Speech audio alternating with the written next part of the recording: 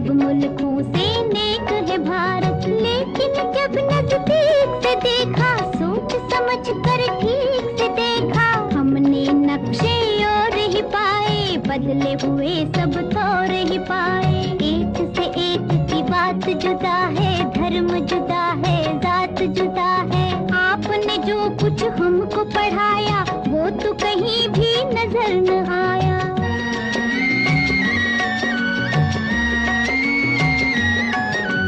जो कुछ मैंने तुमको पढ़ाया, उसमें कुछ भी झूठ नहीं।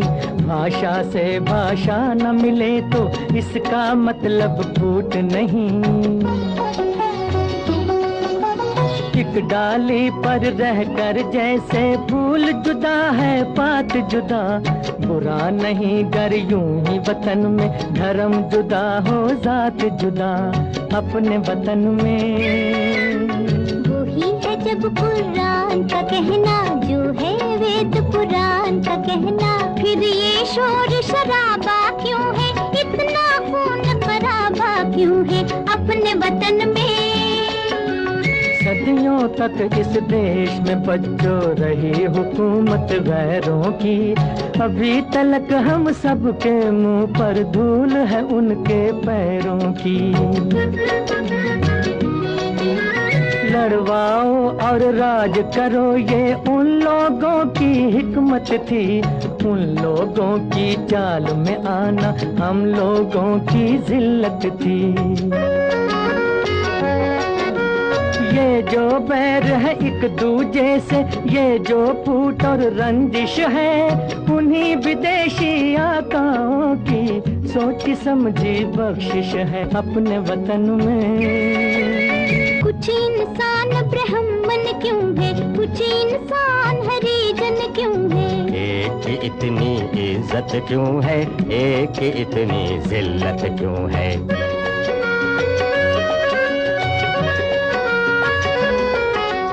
धन और ज्ञान को ताकत वालों ने अपनी जागीर कहा। मेहनत और गुलामी को कमजोरों की तकदीर कहा। इंसानों का ये बंटवारा वहशत और जहालत है। जो नफरत की शिक्षा दे वो धर्म नहीं है, लानत है। जन्म से कोई नीच नहीं है, जन्म से कोई महान नहीं। कर्म से बढ़कर किसी मनुष्य की कोई भी पहचान नहीं। अब तो देश में आजादी है, अब क्यों जनता फरियादी है। कब जाएगा दौर पुराना, कब आएगा नया जमाना।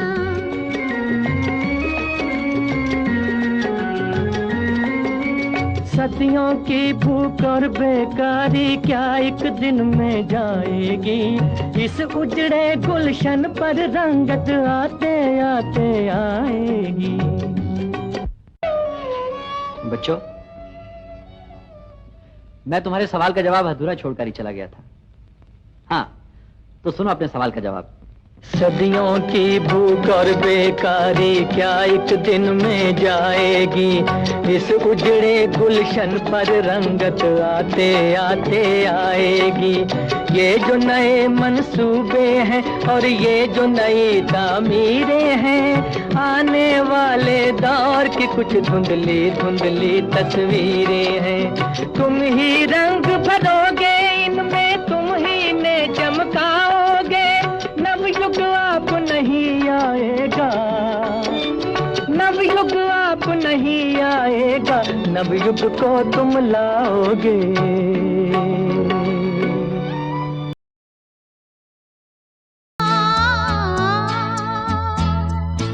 तुझसे नाराज नहीं जिंदगी, हैरान हूँ मैं, हो हैरान हूँ मैं।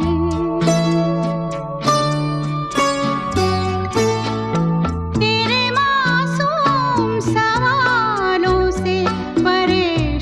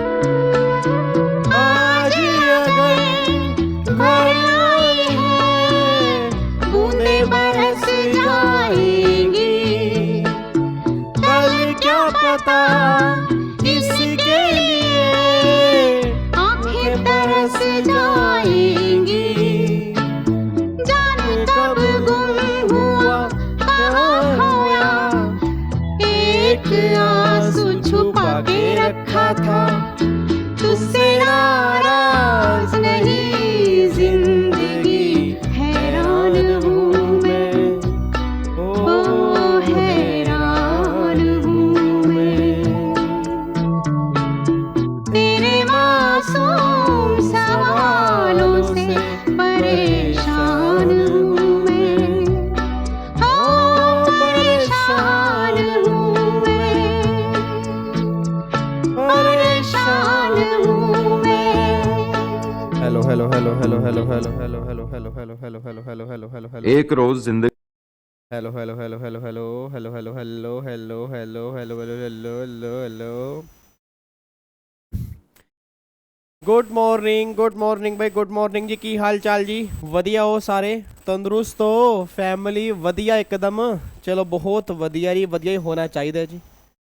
Good morning Manish, good morning Iti, good morning Manish, good morning Iti, good morning Abhishek, good morning Anshita, Pooja, Ishika, Abhishek, Deepti, Vatsal, Bharat. क्या बात है जी, बहुत बढ़िया, वेरी गुड जी, बहुत बढ़िया जी। मैं भी बहुत बढ़िया जी एकदम, मैं मस्त मौज बहार एकदम, चेहरे पे स्माइल है, दिल में जोश है, कुछ करने का जुनून है, तो मैं तो बहुत बढ़िया हूँ।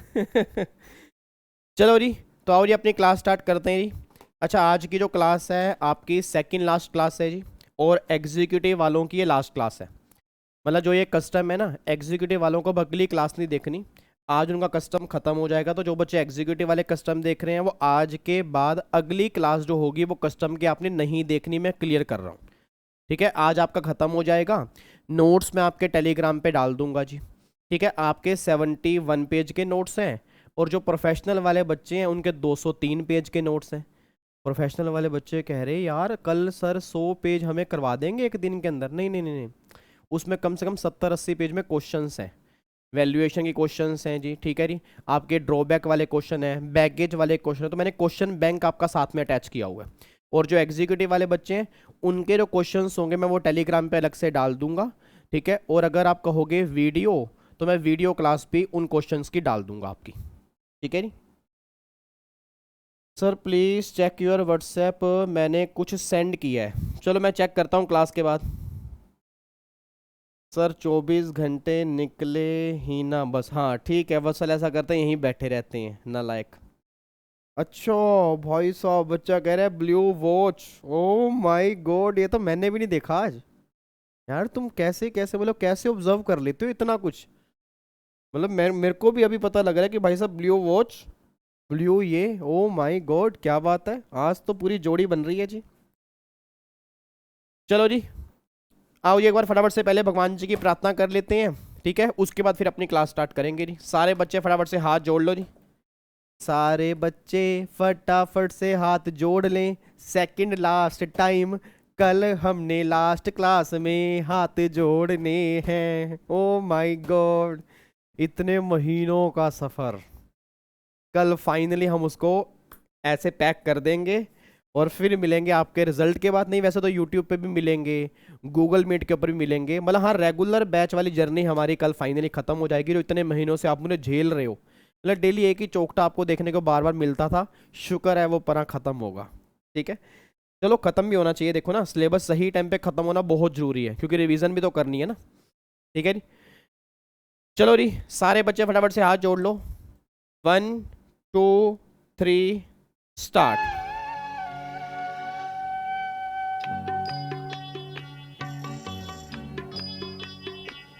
इतनी शक्ति हमें देना दाता, मन का विश्वास कमजोर होना। इतनी शक्ति हमें देना दाता, मन का विश्वास कमजोर होना। चले नेक रास्ते पे हमसे, भूल कर भी कोई भूल होना। इतनी शक्ति हमें देना दाता, मन का विश्वास कमजोर होना।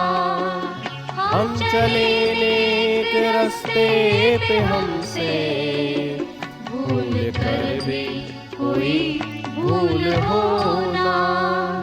इतनी शक्ति हमें देना दाता, मन का विश्वास कमजोर होना।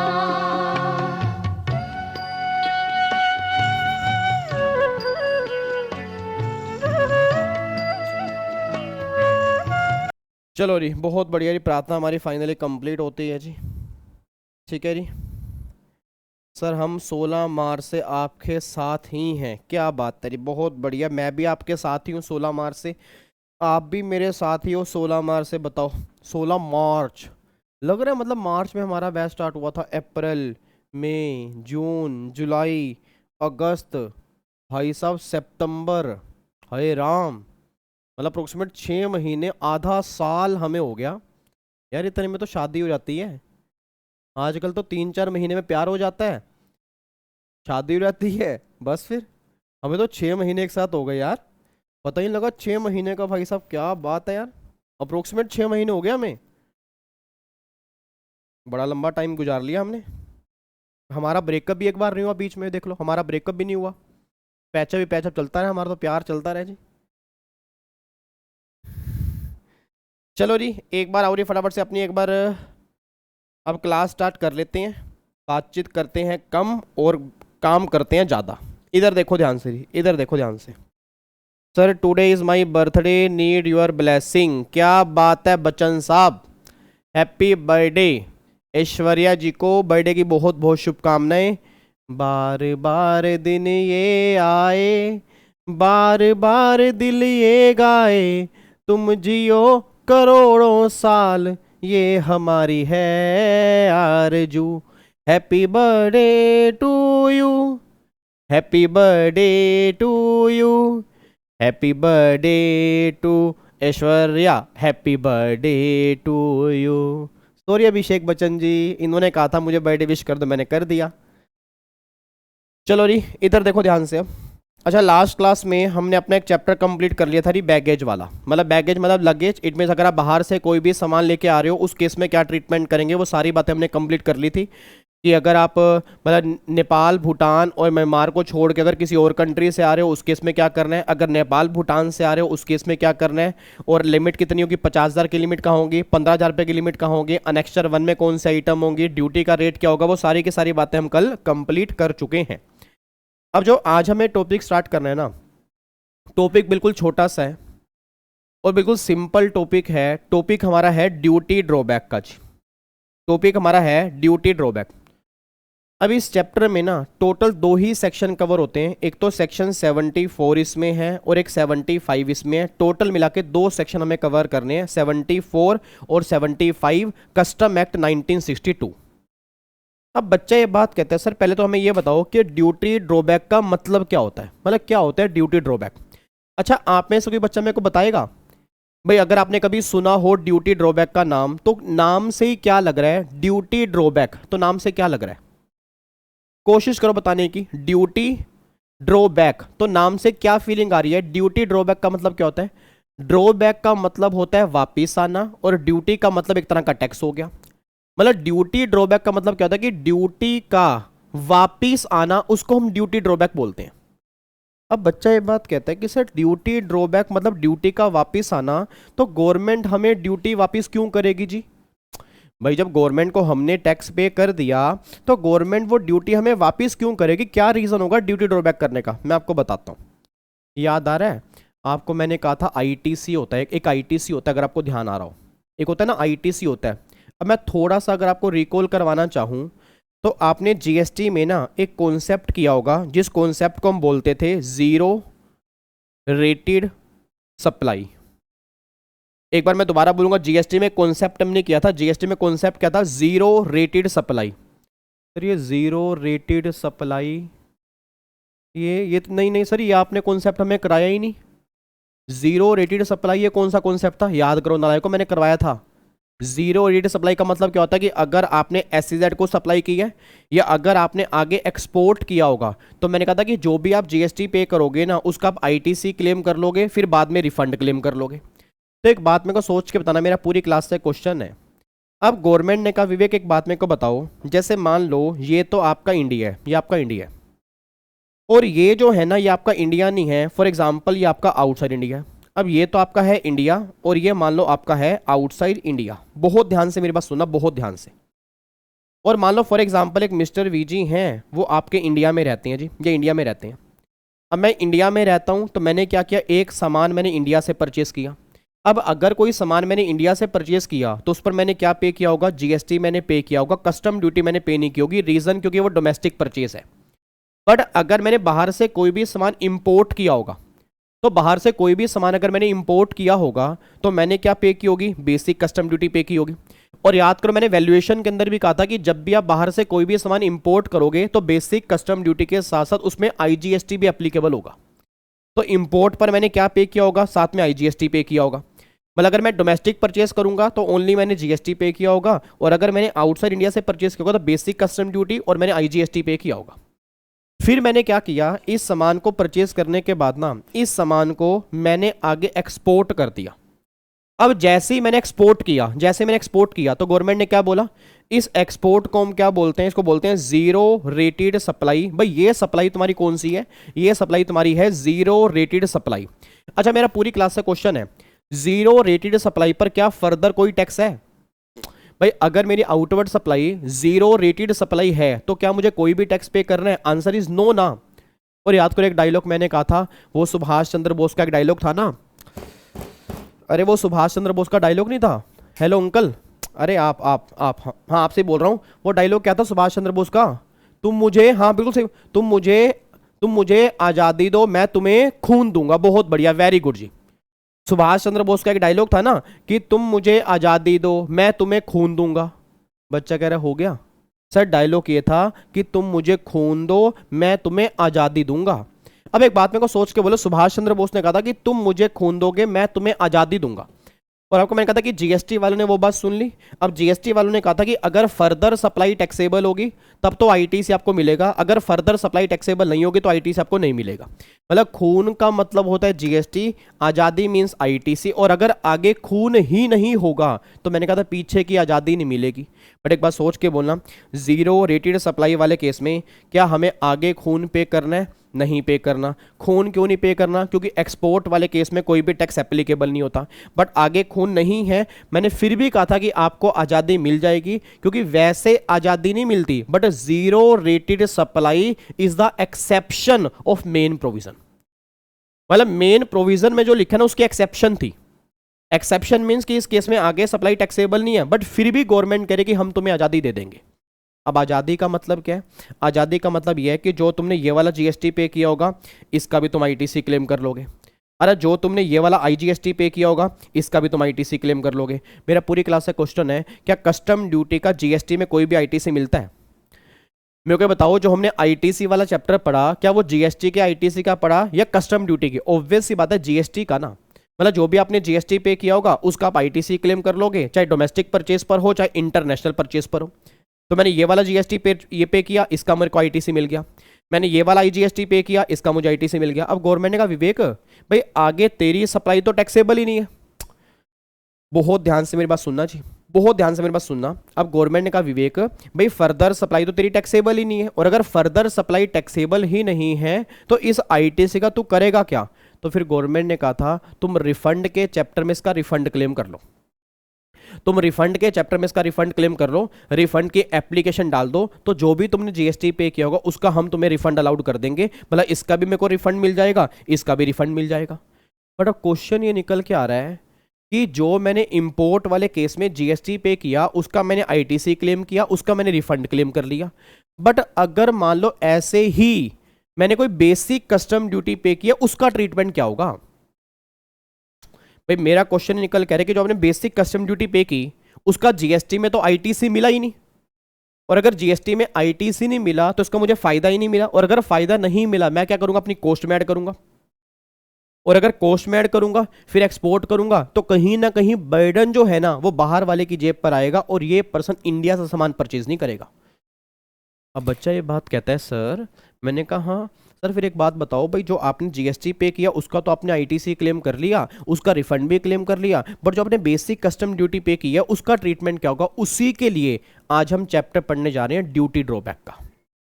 तो ड्यूटी ड्रॉबैक का मतलब ही क्या होता है कि अगर आपने कोई भी सामान इंपोर्ट किया और इंपोर्ट करने के बाद आपने उसको एक्सपोर्ट कर दिया, मैं दोबारा बोलूंगा, अगर आपने कोई भी सामान इंपोर्ट किया, इंपोर्ट करने के बाद आपने उसको फिर एक्सपोर्ट कर दिया, तो जो भी आपने इंपोर्ट पे कस्टम ड्यूटी पे की थी ना, हम उस ड्यूटी को वापस कर देंगे। इसको बोलते हैं ड्यूटी ड्रॉबैक। अच्छा, अब आया समझ। मतलब जैसे वहां पे जीएसटी में रिफंड अलाउड करते थे, तो यहां पे रिफंड की जगह हम चैप्टर का नाम ले रहे हैं duty drawback. Answer is yes. मतलब वहां पर मैंने कहा था कि जो भी आपने इंपोर्ट पे जीएसटी पे किया होगा उसका तुम रिफंड क्लेम कर लो। यहां पे गवर्नमेंट कह रही है कि जो भी तुमने इंपोर्ट पे कस्टम ड्यूटी पे की होगी उसका तुम ड्यूटी ड्रॉबैक ले लो जी। ठीक है जी। अब बच्चे के दिमाग में क्वेश्चन क्या आता है जी? बच्चे के दिमाग में क्वेश्चन ही आता है, सर एक बात मेरे को बताना, अब जो हमने बेसिक कस्टम ड्यूटी मान लो यहाँ पे की है, अब आपने कहा कोई भी सामान अगर आपने इंपोर्ट किया, इंपोर्ट करने पर आपने कस्टम ड्यूटी पे की और आपने उसको फिर एक्सपोर्ट कर दिया, और फिर आपने एक्सपोर्ट किया, तो जो भी आपने ड्यूटी पे की होगी वो आपको वापस मिल जाएगी। सर मेरा एक क्वेश्चन आ रहा है, मतलब ये हमें एक्सपोर्ट कितने टाइम तक करना है? भाई जैसे मान लो फॉर एग्जांपल, मेरे पास कहाँ गया, अरे यार सारे परफ्यूम कहाँ, अरे यार साफ सफाई करके पता नहीं सामान कहाँ रख देते हैं। छोड़ो, चलो कोई बात नहीं, कोई बात नहीं मेरे बच्चे, कोई बात नहीं, मैं और कोई चीज़ का इंतजार करूंगा। क्लचर तो यहाँ पड़ा ही होगा, ये लो क्लचर तो यहाँ पड़ा ही है। क्लचर यहाँ से कहीं नहीं जा रहा। एक यहाँ पड़ी है फेविक्विक पड़ी है, ये कौन सी ग्लू स्टिक पड़ी है, एक पड़ी है ग्लू स्टिक पड़ी है, और एक क्लचर पड़ा है। इसको कोई नहीं उठा रहा, मेरे परफ्यूम डी उठा के ले जाते हैं यार, ये तो बड़ी गंदी बात है। इधर सुनो ध्यान से, मैं कहना क्या चाह रहा हूँ। अब एक बात मेरे को सोच के बताओ, मेरा पूरी क्लास से क्वेश्चन है, मेरा पूरी क्लास से क्वेश्चन है। अब बच्चा ये बात कह रहा है, सर जैसे मान लो आपने ये फेवी स्टिक जो है और ये क्लचर जो है बाहर से इंपोर्ट किया, वाह भाई वाह, एक क्लचर और दे दिया जी, ये देख लो, कह रहे ये लो क्लचर लगा के बैठ जाओ क्लास के अंदर ही। हाँ ये लो, ये देख लो, ये परफ्यूम डीओ भी आ गया, रखो इसको भैया, वहाँ पे दुकान नहीं खोलनी यहाँ पे। इधर देखो ध्यान से, इधर देखो ध्यान से। हाँ अब एक बात मेरे को सोच के बताना जी, आपने मान लो क्लचर पर मतलब इंपोर्ट किया, ये एक और क्लचर आ गया जी, ये भी आपने इंपोर्ट किया, और ये मान लो ग्लू स्टिक जो है ये भी आपने इंपोर्ट की है। ठीक है जी।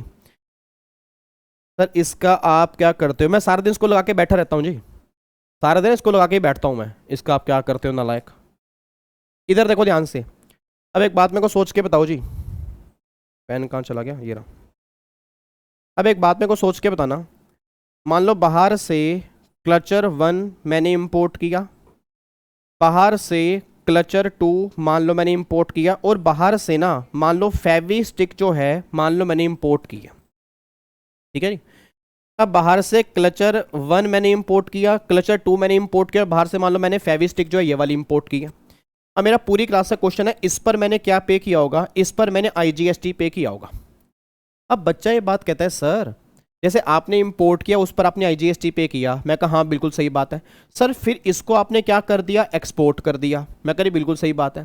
तो फिर आपने कहा कि जो भी आपने क्लचर 1 क्लचर 2 या फेवी स्टिक जो भी आपकी है, इस पर आपने जो जीएसटी पे किया होगा उसका तो आप आईटीसी क्लेम कर लोगे, रिफंड क्लेम कर लोगे, वो होगा जीएसटी के चैप्टर में, वो हमने सारा कुछ पढ़ लिया। बट अब ये तो बताओ ना कि जो भी आपने इस पर कस्टम ड्यूटी पे की होगी उसका ट्रीटमेंट क्या होगा, वही बताने जा रहा हूँ।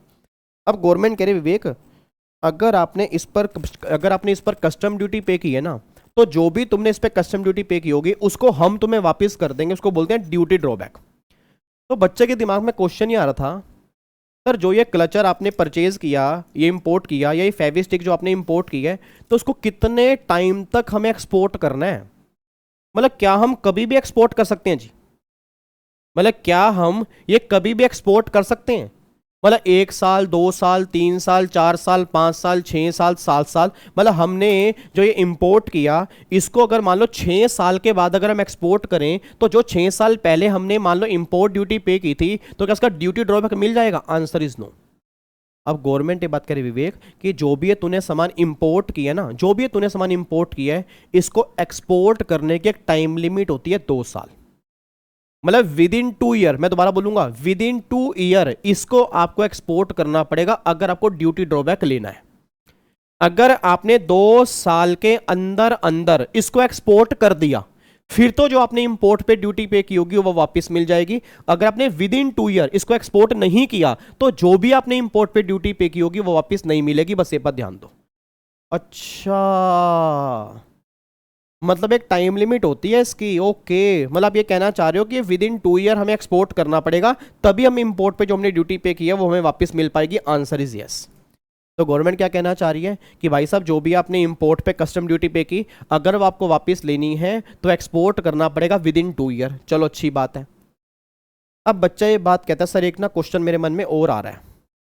मैं कह रही बताओ क्वेश्चन क्या आ रहा है। कह रहा सर क्वेश्चन ये आ रहा है, जैसे मान लो मैंने क्लचर इंपोर्ट किया। अब ये वाला क्लचर, बहुत ध्यान सुनना जी, देखो मजाक की बात नहीं यार, मजाक की बात नहीं है, बहुत ध्यान से मेरी बात सुनना। तो बच्चा कहता है सर जैसे मान लो आपने ये वाला क्लचर जो है, ये वाला क्लचर आपने इंपोर्ट किया और आपने एज इट इज इसको यहां पे रख दिया।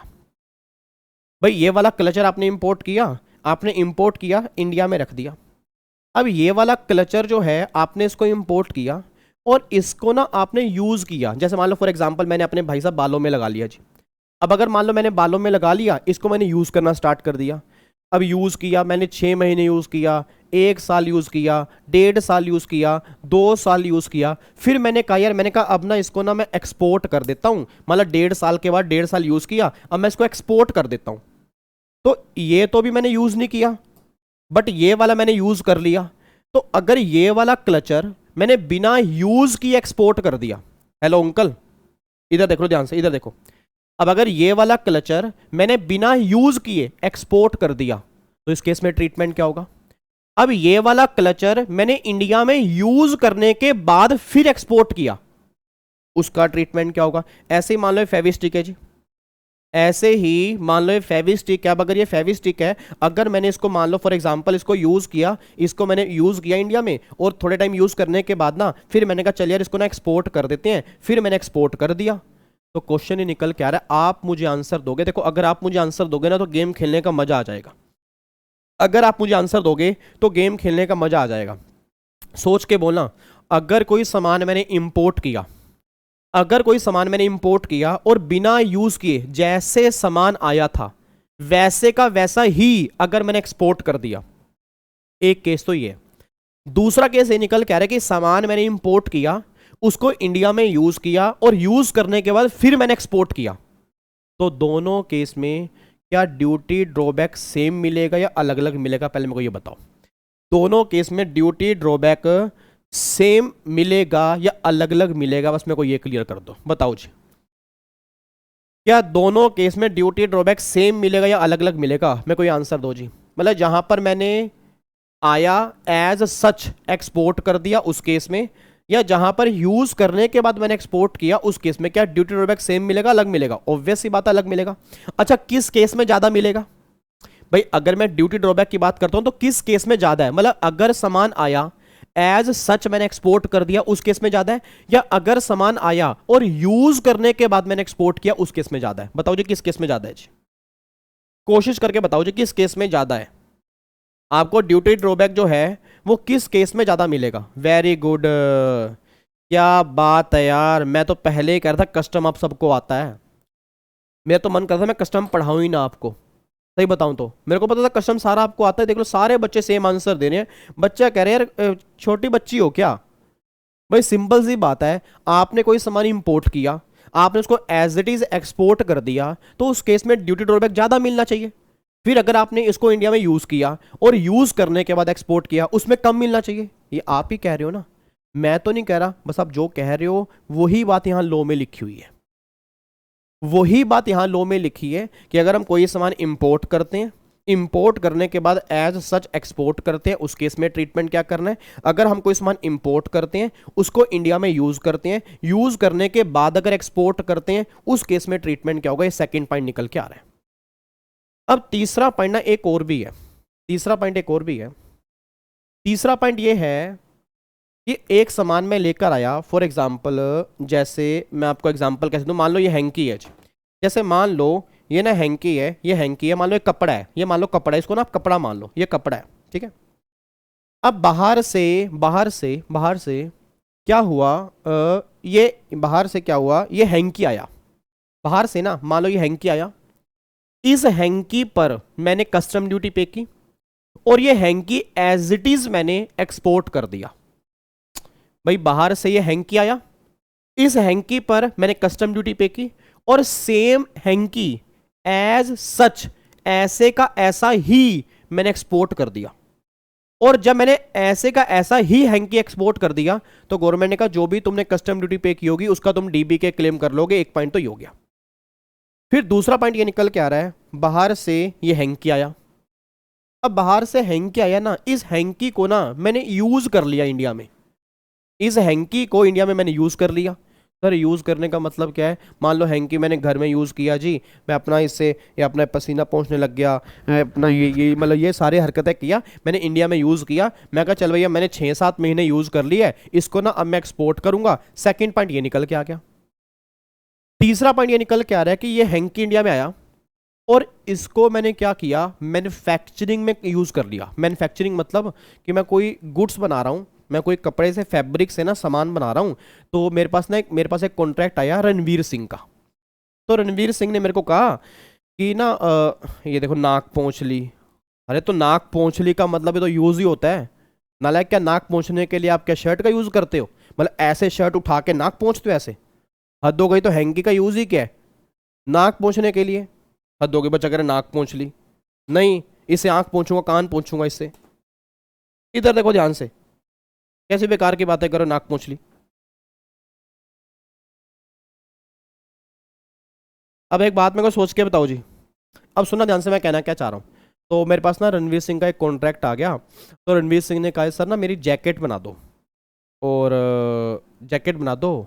एक बच्चा कह रहा है सर रणवीर सिंह को जैकेट की क्या जरूरत है, आजकल तो वो कपड़े ही नहीं डाल रहा, आजकल तो वैसे ही फोटो भी खिंचवाता जा रहा है। अरे मत कपड़े कभी ना कभी तो डालेगा नालायक। अब उसने कहा मेरी ना एक जैकेट बनवा दो, तो उस जैकेट में ना अलग अलग कलर हो, मतलब येलो कलर हो, मतलब ग्रीन कलर हो, और ये हैंकी का पीस भी ना उस जैकेट में आप इस तरह से लगा देना, मतलब ये पीस आप इस तरह से लगा देना, यहाँ पे पीस आना चाहिए, यहाँ पे एक अलग पैच हो गया, यहाँ अलग पैच हो गया, यहाँ अलग पैच हो गया, यहाँ अलग पैच हो गया, यहाँ अलग पैच हो गया। अब ये जैकेट मैंने तैयार कर दी और इस जैकेट को उसने कहा जी आपको ना एक्सपोर्ट करना है। इस जैकेट को उसने कहा आपने एक्सपोर्ट करना है। अब सोच के बताना, क्या ये गुड्स एज सच एक्सपोर्ट किया? Answer is no. क्या ये गुड्स मैंने यूज करने के बाद एक्सपोर्ट किया? Answer is no. क्या ये गुड्स मैंने मैन्युफैक्चरिंग में यूज करने के बाद फिर ये गुड्स पूरा एक्सपोर्ट हो रहा है? नहीं हो रहा। यस। तो मतलब कहना क्या चाह रहा हूं, कहना बस ये चाह रहा हूं कि यहां पे हैंकी एक्सपोर्ट नहीं हो रहा, यहां पे जैकेट एक्सपोर्ट हो रही है, उस जैकेट में हैंकी कंज्यूम हो चुका है, उसके बाद एक्सपोर्ट हो रहा है। तो ये 3 केस बस हमें करने हैं।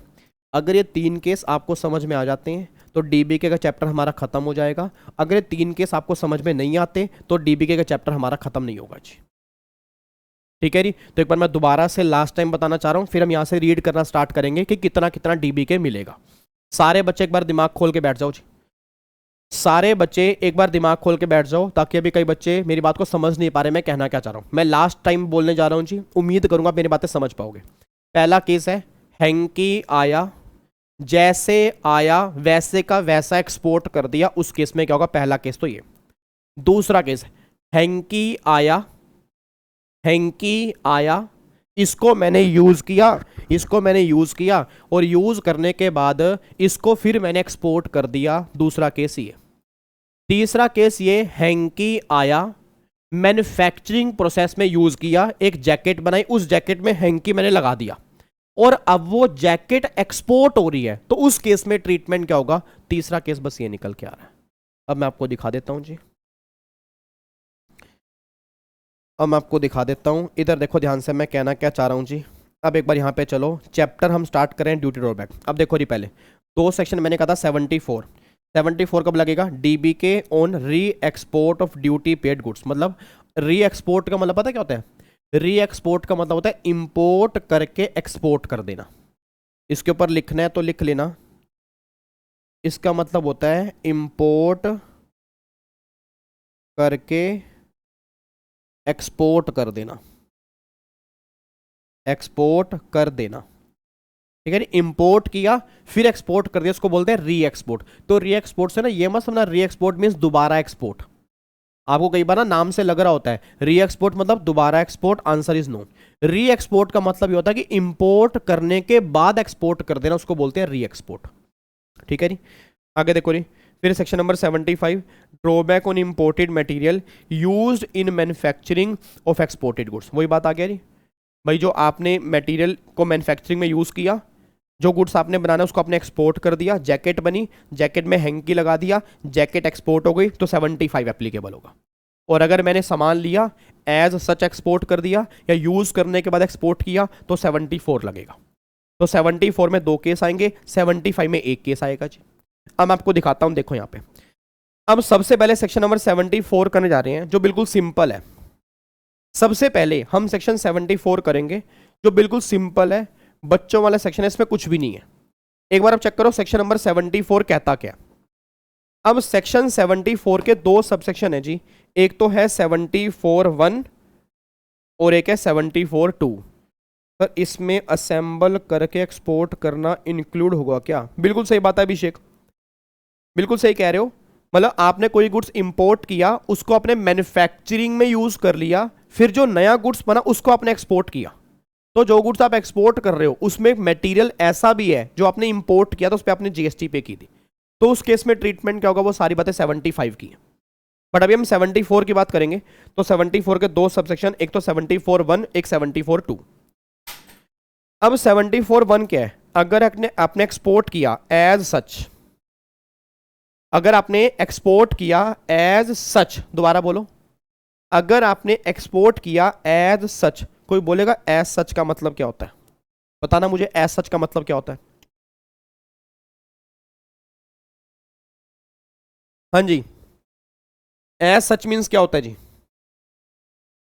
अगर मैंने गुड्स इंपोर्ट किया और एज सच मैंने एक्सपोर्ट कर दिया तो एज सच का मतलब क्या होता है? हाँ बिल्कुल सही बात मनीष, जैसा था वैसे का वैसा ही। क्लचर जैसा आया वैसे का वैसा ही एक्सपोर्ट कर दिया। हैंकी जैसा आया वैसे का वैसा ही एक्सपोर्ट कर दिया, उसको बोलते हैं एज सच। तो अगर आपने एज सच, अगर आपने, एक मिनट रुकना यार,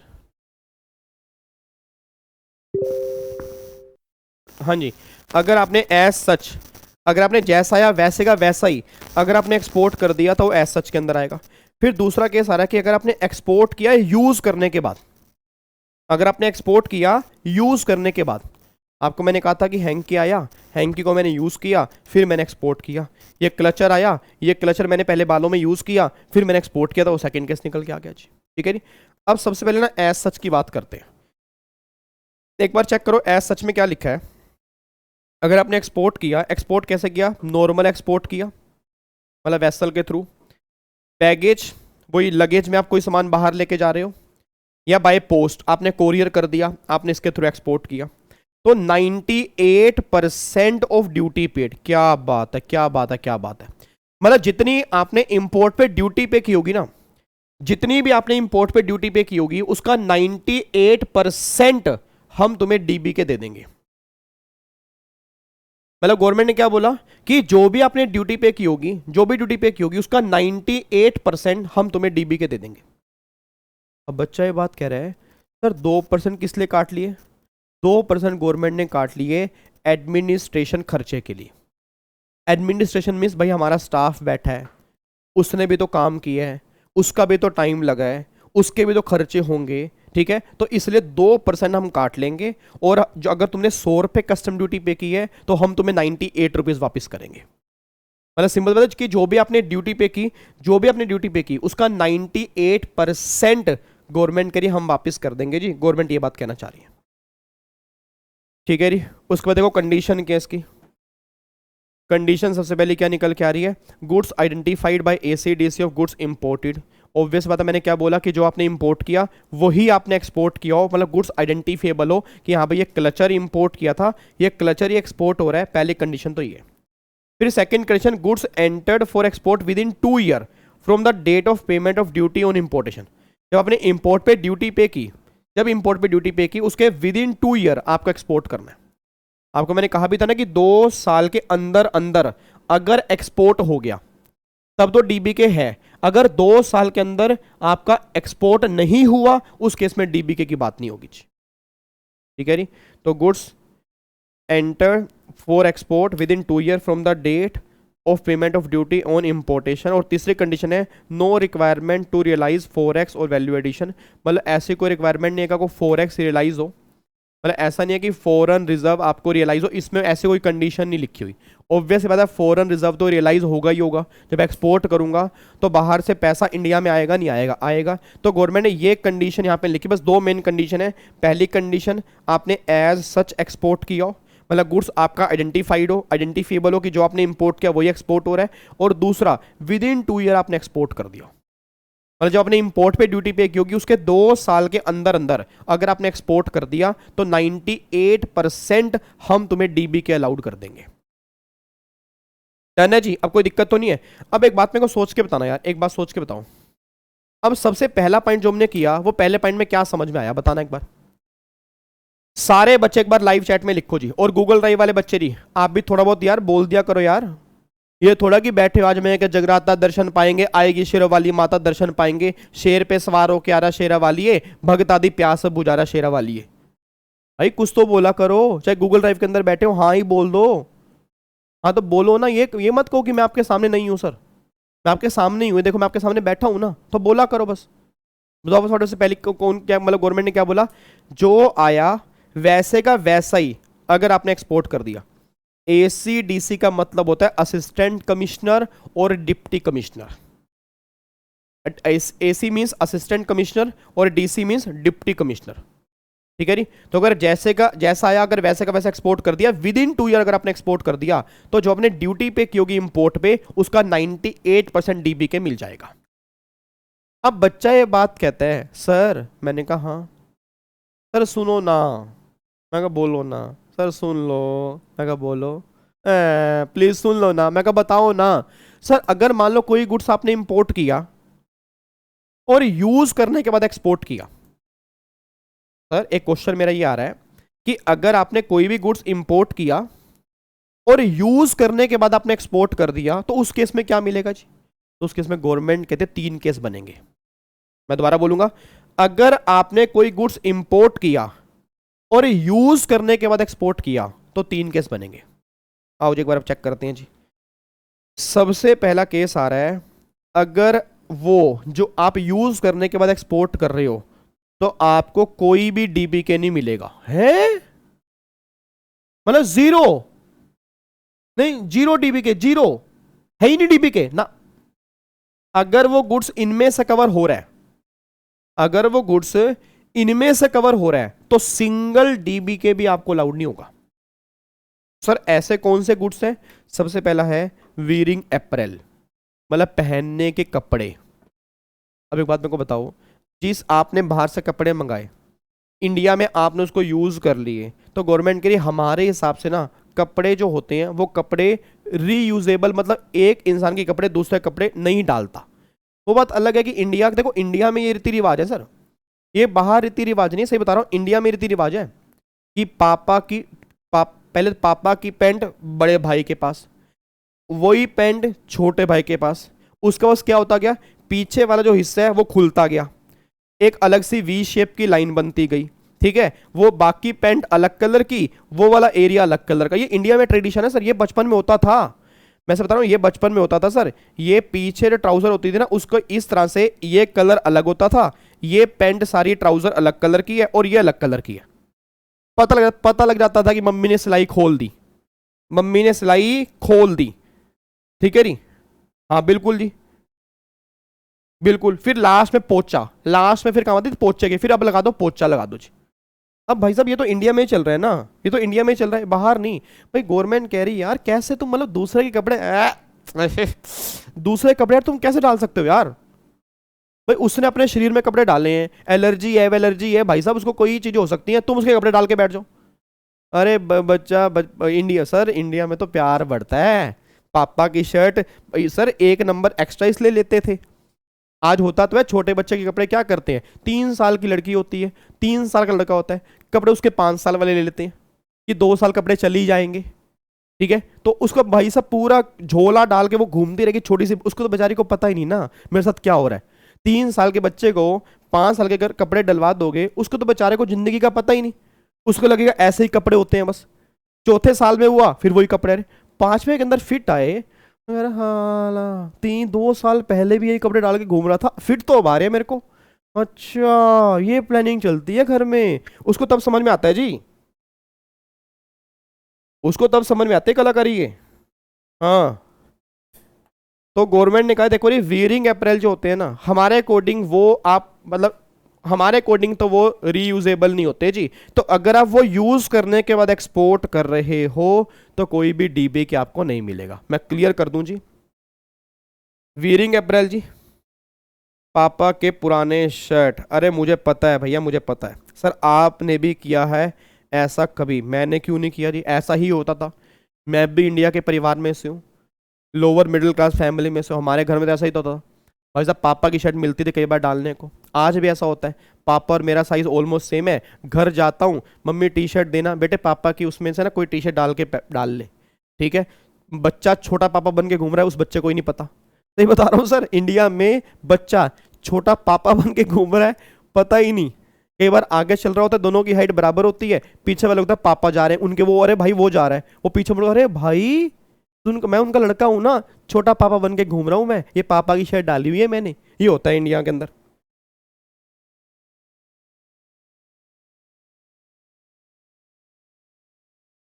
चलो जी वापिस आओ यार, वापिस आओ।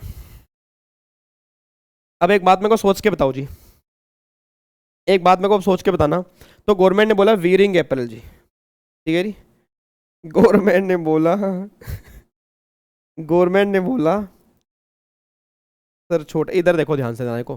तो गवर्नमेंट ने बोला, गवर्नमेंट ने कहा देखो ये वियरिंग अप्रैल अगर आप इसको यूज करने के बाद एक्सपोर्ट कर रहे हो, हम ड्यूटी ड्रॉबैक नहीं देंगे, 0% मिलेगा। तो देखो एक तो हो गया वियरिंग अप्रैल जी। सर आप ये ट्रेंड चला देना अपने बच्चों पर, अरे क्यों नहीं चलाएंगे भाई, मैं तो अपनी शर्ट ही पहना दूंगा उसको, उसकी बन जाएगी मैक्सी, वो घूमता रहेगा सारा दिन। पापा मैंने क्या डाला बेटे, तूने मैक्सी डाली हुई है, पापा ये तो शर्ट लग रही है बेटे, मैक्सी है तेरे लिए, तो मैक्सी है बेटे इधर देखो ध्यान से जी, वापिस आओ यार वापिस आओ। तो एक बात मेरे को सोच के बताओ, पहला गुड्स क्या निकल के आ गया, वियरिंग अप्रैल जी। तो इस पे कोई भी डीबी के आपको नहीं मिलेगा जी, इस पे कोई भी डीबी के आपको नहीं मिलेगा। अगला आ रहा है टी चेस्ट, अगला क्या निकल के आ रहा है जी, टी चेस्ट निकल के आ रहा है। अच्छा टी चेस्ट क्या होता है, एक बार बताना चैट बॉक्स में, टी चेस्ट क्या होता है जी, बताओ।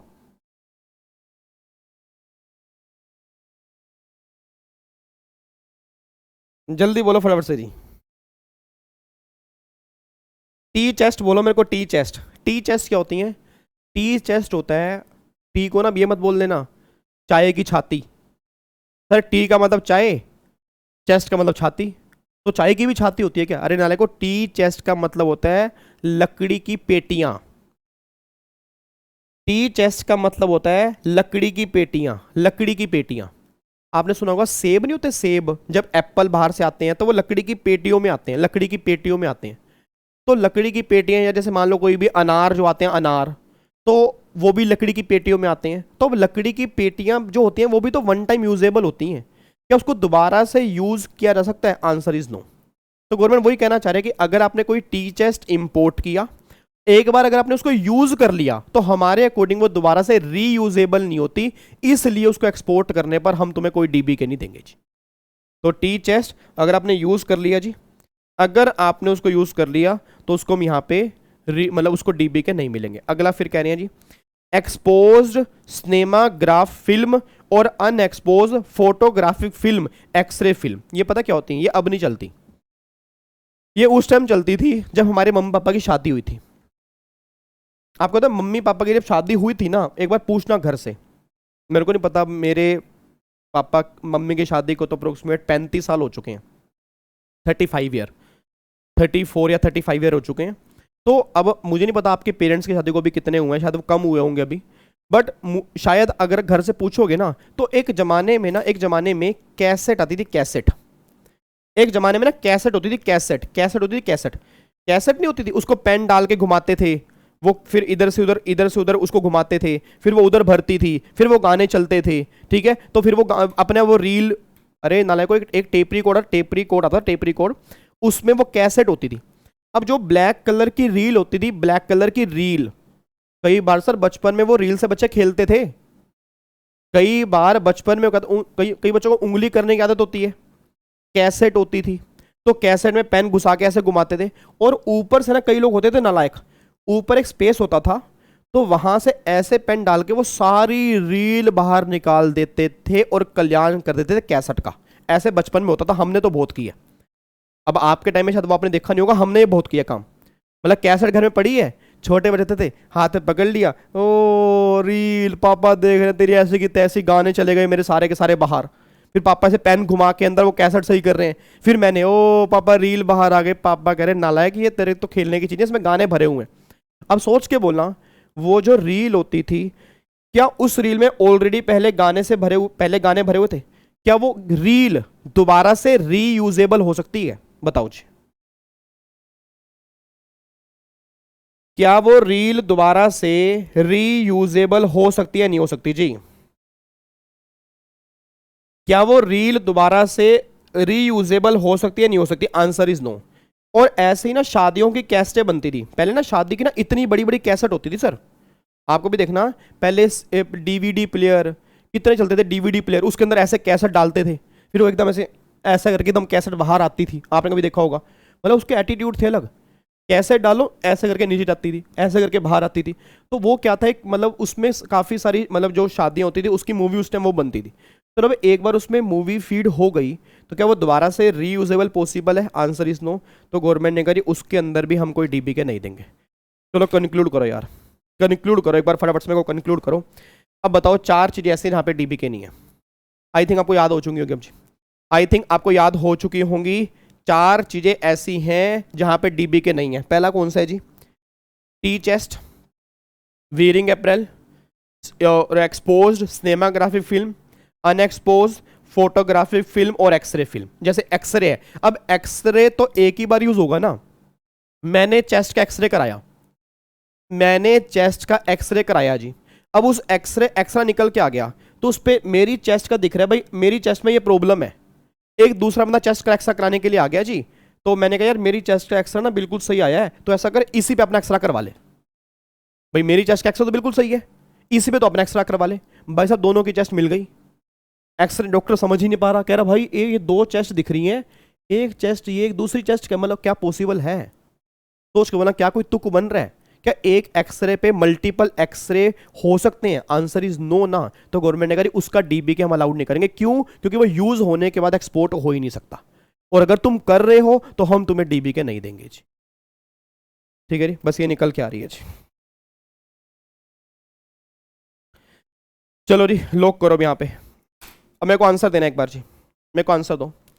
बाहर से कपड़े मंगाए, बाहर से वीयरिंग अप्रैल आए और एज सच मैंने एक्सपोर्ट कर दिए जी। बाहर से वीयरिंग अप्रैल आए और एज सच मैंने एक्सपोर्ट कर दिए, क्या डीबी के मिलेगा? यस या नो बोलो जी। बाहर से वीयरिंग अप्रैल आए और एज सच मैंने एक्सपोर्ट कर दिए, क्या डीबी के मिलेगा? जल्दी बोलो क्या डीबी के मिलेगा? आवाज नहीं आ रही यार, क्या डीबी के मिलेगा? ये सही बताऊं, ये कई बच्चों का ना, कई बच्चे तो बस आंखों में से पानी निकालने के लिए बैठे हैं, कॉन्सेप्ट नहीं समझ रहे बिल्कुल भी। यार एक बात बताओ, इधर आ जाओ, नहीं इधर आओ, नहीं यार बहुत नहीं, बहुत हो गया यार। मतलब मैं थोड़ा अपने आप को बर्दाश्त कर रहा हूँ कि चलो यार छोड़ो, लास्ट क्लास आने वाली है, क्या डांट रहा आपको। मैंने क्वेश्चन सुना, मैंने क्वेश्चन क्या है, मैंने कहा बाहर से कपड़े मंगाए आपने एज सच एक्सपोर्ट कर दिए, तो डीबी के मिलेगा नहीं मिलेगा? यस मिलेगा 98%।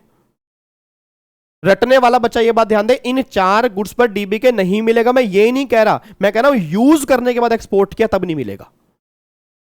ऐसे नालायक बच्चे मेरी क्लास के अंदर बैठे हैं। ठीक है जी, तो मैं दोबारा बोल रहा हूं, यूज करने के बाद अगर एक्सपोर्ट करोगे तब नहीं मिलेगा सर। अगर ये 4 गुड्स एज सच में आ जाते हैं, अगर ये 4 गुड्स एज सच में आ जाते हैं तो डीबी के इन पर भी अलाउड होगा 98%। तो डीबी के तब नहीं मिलेगा, तब नहीं मिलेगा अगर इनको यूज करने के बाद एक्सपोर्ट करोगे। तो ये वाला पॉइंट ना आफ्टर यूज के नीचे है, देखो मैंने लिखा भी है, अगर मैंने लिंक कर दिया as such, if without use, अगर विदाउट यूज है तो फिर 98% डीबी के आपको मिल जाएगा। तो अगर बिना यूज के एक्सपोर्ट करोगे तो 98% डीबी के मिलेगा जी, और अगर आप यूज करने के बाद करोगे तो डीबी के नहीं मिलेगा। चलो जी, अब बच्चा कहता है सर और बताओ, तो ये तो क्लियर हो गया, इन चारों पर डीबी के नहीं मिलेगा, इन चारों पर डीबी के नहीं मिलेगा अगर यूज करने के बाद एक्सपोर्ट करते हैं तो। सर अब क्वेश्चन ही निकल के आ रहा है, इन चारों के अलावा, इन चारों के अलावा और कोई गुड्स पे मिलेगा तो कितना मिलेगा। अब देखो जी, गवर्नमेंट कह रही है motor car anyone, motor car anyone plus में goods imported by individual for personal use. इसका मतलब क्या है, इसका मतलब क्या निकल के आ रहा है, मोटर कार आपने किसी भी पर्पज के लिए मंगाई, मैंने बाहर से गाड़ी मंगाई, चाहे बिजनेस में यूज कर रहा हूं चाहे पर्सनल यूज कर रहा हूं, दोनों केस आपके यहां पे कवर है। या गाड़ी को छोड़ के मैंने कोई भी गुड्स मंगाया, उसको पर्सनल यूज किया फिर एक्सपोर्ट किया, वो केस यहां पे आएंगे। सर फर्क क्या है, बहुत फर्क है। मैंने फर्नीचर मंगाया, बाहर से सुन लेना, हेलो अंकल, सीधो के बैठो, पहले बिल्कुल सीधो के बैठो, डांट खाने वाला काम मत करो जी बिल्कुल। मैंने बाहर से फर्नीचर मंगाया, फर्नीचर को मैंने बिजनेस में यूज किया फिर एक्सपोर्ट किया। बाहर से फर्नीचर मंगाया, फर्नीचर को मैंने बिजनेस में यूज किया फिर एक्सपोर्ट किया, तो ये वाला केस एप्लीकेबल होगा। ये लास्ट वाला, ये वाला नहीं जो भी हम कर रहे हैं, लास्ट वाला केस। मैंने फर्नीचर मंगाया, पर्सनल यूज किया फिर एक्सपोर्ट किया, तो ये वाला केस लगेगा सेकंड वाला। मोटर कार मंगाई, बिजनेस में यूज की तब एक्सपोर्ट किया, तो सेकंड वाला केस ही लगेगा। मोटर कार मंगाई, पर्सनल यूज किया फिर एक्सपोर्ट किया, तो भी सेकंड वाला केस लगेगा। तो रटने वाला बच्चा ये बात ध्यान दे, मोटर कार के सभी केस सेकंड में आते हैं। मोटर कार को छोड़ के और कोई भी गुड्स होगा, अगर उसको आप पर्सनल यूज करोगे तब सेकंड में आएगा, अगर बिजनेस में यूज करोगे तो फिर वो तीसरे वाले केस में निकल जाएंगे। ठीक है जी, तो आओ जी अब एक बार चेक करते हैं। अब देखो जी डीबी के कितना मिलेगा। तो गवर्नमेंट ने कहा जितने भी आपने इंपोर्ट ड्यूटी पे की, पहले तो वो लिख लो, पहले वो लिख लो, और फिर 4% फॉर ईच क्वार्टर और पार्ट फॉर फर्स्ट ईयर। इसका मतलब क्या है, इसका मतलब ये है जो आपने इंपोर्ट ड्यूटी पे की उसमें से माइनस कर दो 4% हर क्वार्टर और पार्ट देयर ऑफ, पहले साल के लिए 4% हर क्वार्टर के लिए पहले साल के लिए आप ये माइनस करोगे 4% ईच क्वार्टर और part thereof first year के लिए, मतलब 16% पहले साल। अगर आपने एक साल यूज किया और फिर एक्सपोर्ट किया तो आपका 16% से डीबी के कम हो जाएगा, तो 100 में से 16 गया, 84% का डीबी के मिलेगा। सेकेंड ईयर में 3% फॉर ईच क्वार्टर और पार्ट, सेकेंड ईयर के लिए 3% हर क्वार्टर, मतलब एक साल के लिए 12%। तो आपने 2 साल यूज किया, 2 साल आपने 2 साल यूज किया फिर एक्सपोर्ट किया, तो 28% कम होने के बाद जो बचेगा उतने का डीबी के मिलेगा। फिर 2.5% फॉर ईच क्वार्टर और पार्ट, तीसरे साल के लिए 2.5% ईच क्वार्टर माइनस कर देंगे, 2.5 मल्टीप्लाई 4 10% और माइनस कर देंगे। ठीक है जी, और 2% ईच क्वार्टर और पार्ट दे रहा, फोर्थ ईयर के लिए मतलब 8% ये माइनस कर देंगे। एक बच्चा कह रहा है, पूजा कह रही है, यार अंशिता एक बात बता, तेरे को लग नहीं रहा सर गलत बता रहे हैं कुछ, क्योंकि 2 साल के बाद तो हम एक्सपोर्ट कर ही नहीं सकते, और अगर 2 साल के बाद एक्सपोर्ट ही नहीं कर सकते तो रेंज तो 2 साल की होनी चाहिए, ये 4 साल तक जा रही है। अब मैं आपको बताता हूँ, 2 साल के बाद एक्सपोर्ट नहीं कर सकते, बट कुछ स्पेशल केसेस में एक्सटेंशन मिल सकती है, और अगर हमें एक्सटेंशन मिली है तो ये उन केस के लॉ बना हुआ है, अगर एक्सटेंशन नहीं मिली तो लॉ जो एप्लीकेबल होगा फिर वो 2 साल तक ही होगा। तो अगर मान लो मुझे एक्सटेंशन मिल गई कि हाँ 2 साल के बाद भी एक्सपोर्ट कर सकते हो, तो अगर आप चेक करोगे एक्सटेंशन जो होगी वो मैक्सिमम 2 साल की ओर मिलेगी। क्यों? क्योंकि 4 साल के बाद तो डीबी के आपको अलाउड ही नहीं होगा।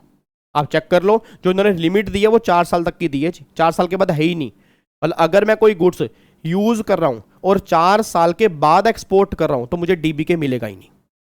तो मतलब नॉर्मल लिमिट 2 साल की है, नॉर्मल लिमिट मेरी 2 साल की है, नॉर्मल लिमिट 2 साल की है, ठीक है। 2 साल का एक्सटेंशन अगर मुझे मिल जाता है तब ये लिमिट अगले 2 साल की लिमिट एप्लीकेबल होगी, नहीं तो 2 साल की लिमिट एप्लीकेबल है। बट हाँ ये तो क्लियर है कि 4 साल के बाद मुझे डीबी के अलाउड नहीं होगा, चाहे वो कोई भी केस हो जी। मतलब 2 साल नॉर्मल लिमिट और 2 साल की मैक्सिमम एक्सटेंशन और पॉसिबल है, ये बात ध्यान दो जी। डन है। अब बच्चा ये बात कहता है सर अगर मान लो दूसरे गुड्स हैं, ऑल अदर गुड्स का मतलब जैसे आपने फर्नीचर मंगाया, बिजनेस में यूज किया तो एक्सपोर्ट किया, आपने कोई लैपटॉप मंगाया, बिजनेस में यूज किया तो एक्सपोर्ट किया, आपने कोई मान लो अलमीरा मंगाई, बिजनेस में यूज की तो एक्सपोर्ट किया, आपने कोई माइक्रोवेव मंगाया, बिजनेस में यूज किया तो एक्सपोर्ट किया, तो वो आपका आएगा लास्ट वाला केस।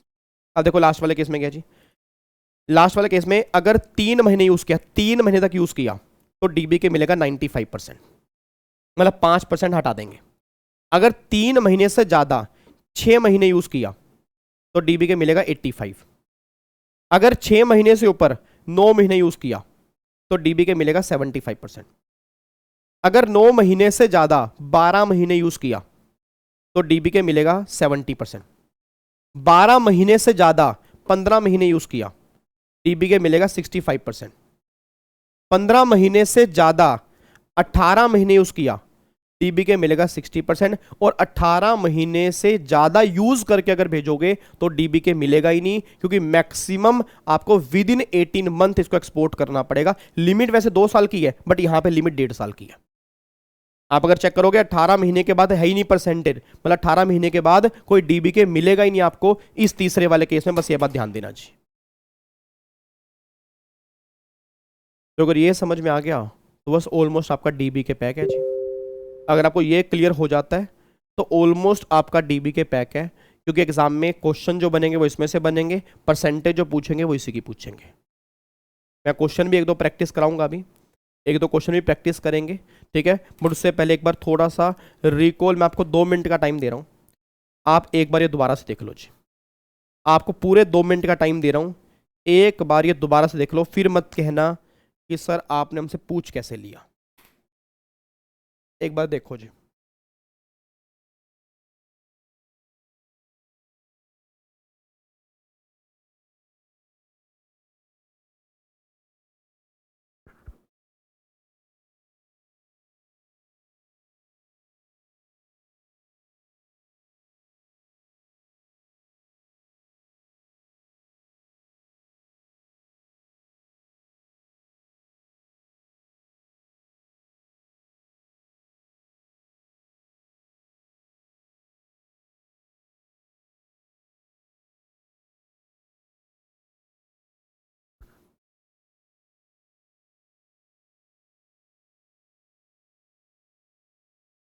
बातचीत करने को नहीं कहा जी मैंने, ये कहा है पढ़ लो एक बार।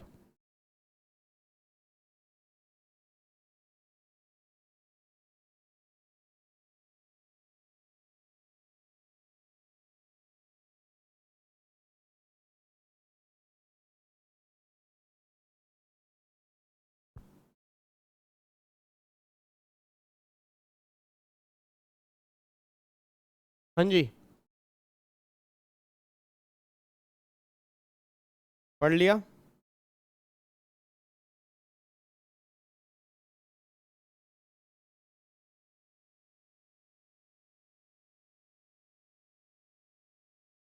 चलो जी,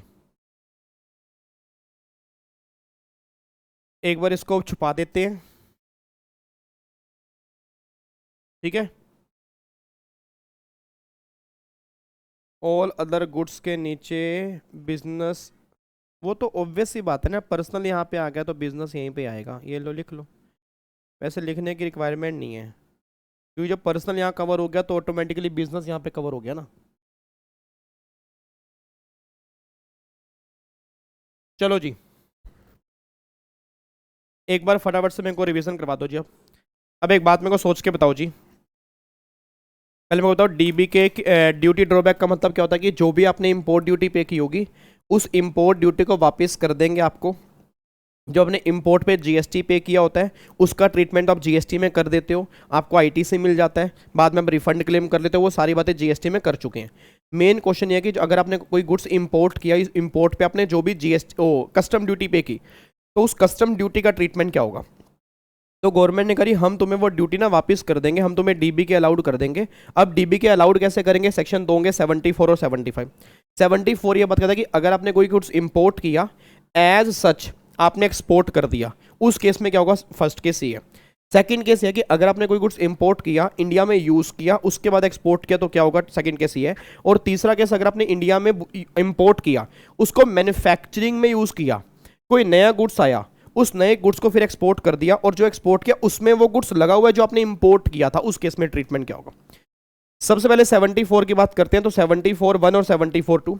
74(1) में गवर्नमेंट ने करी अगर कोई गुड्स आपने एज सच एक्सपोर्ट कर दिया, चाहे वो पहनने वाले कपड़े हों, चाहे सिनेमाग्राफिक फिल्म हो, चाहे आपका फोटोग्राफिक फिल्म हो, चाहे टी चेस्ट हो, चाहे कोई भी गुड्स हो, अगर एज सच आपने एक्सपोर्ट किया तो जो आपने ड्यूटी पे की होगी उसका 98% आपको वापस मिल जाएगा। अगर आपने यूज करने के बाद एक्सपोर्ट किया तो 3 केस निकल के आ रहे हैं। अगर वो वीयरिंग अप्रैल है, टी चेस्ट है, सिनेमाग्राफिक फिल्म है, या आपकी फोटोग्राफिक फिल्म है, या एक्सरे फिल्म है, उस केस में कोई भी डीबी के नहीं है। यूज करने के बाद अगर आपने 2 दिन भी यूज किया होगा तो भी एक्सपोर्ट करोगे, कोई डीबी के नहीं है।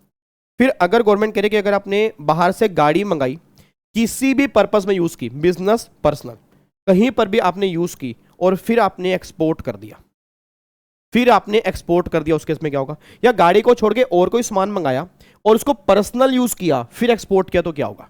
तो गवर्नमेंट ने बोला कि पहले साल मतलब 4% ईच क्वार्टर और पार्ट दे रहे हो फर्स्ट ईयर के लिए, मतलब 16% हो गया। फिर 3% फॉर 3% पर क्वार्टर और पार्ट दे रहे हो फॉर सेकेंड ईयर, और 2.5% पर क्वार्टर और पार्ट दे रहे हो फॉर 3 ईयर, और 2% फॉर ईच क्वार्टर और पार्ट दे रहे हो फॉर 4th ईयर। वैसे 2 साल की लिमिट है, अगर एक्सटेंशन मिल गई तो 4 साल तक जाएंगे, 4 साल के बाद डीबी के नहीं मिलेगा। तो 16% पहले साल में कम होगा, 12% दूसरे साल में कम होगा, 10% तीसरे में, 8% चौथे में, इसके बाद आपको डीबी के मिलेगा ही नहीं। ये आपका केस निकल के आ रहा है। और अगर आपने इसको छोड़ के कोई भी गुड्स आपने इंपोर्ट किया, उसको बिजनेस पर्पस में यूज किया, उस केस में ट्रीटमेंट क्या होगा। तो पहले 3 महीने यूज करोगे तो 95, 3 महीने से ऊपर 6 महीने यूज करोगे 85, 6 महीने से ऊपर 9 महीने 75, ठीक है।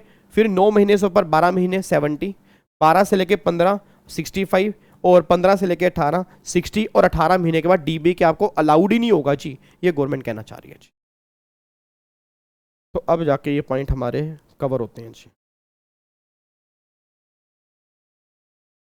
बताओ जी, कोई दिक्कत तो नहीं है, पक्का पक्का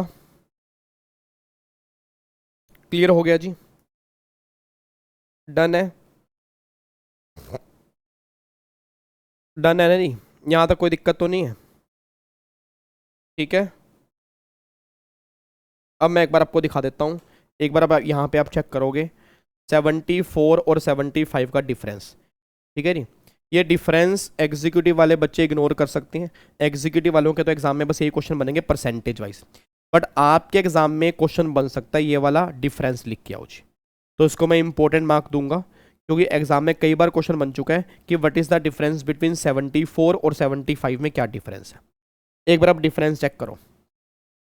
सबसे पहला है व्हेन एडमिसिबल, एडमिसिबल कब होगा भाई, डीबी के कब मिलेगा। पहला, imported goods are exported as such और आफ्टर यूज, तब मिलेगा। यहां पर मैंने बोला imported goods are use in manufacture of goods when are exported, मतलब मैन्युफैक्चर में यूज किया फिर आपने एक्सपोर्ट किया तो 75 लगेगा। इसमें एक्सपोर्ट करोगे आप, एक्सपोर्ट बाय पोस्ट करो, बैगेज करो, नॉर्मल एक्सपोर्ट करो। इसमें normal by post baggage cover नहीं है, क्योंकि बैगेज पता क्यों कवर नहीं है, क्योंकि अगर मान लो गवर्नमेंट कह रही है कि मैन्युफैक्चरिंग प्रोसेस हो रहा है ना, तो मैन्युफैक्चरिंग प्रोसेस नॉर्मली बाहर वेसल में जाता है, शिप में जाता है, एयर में जाता है।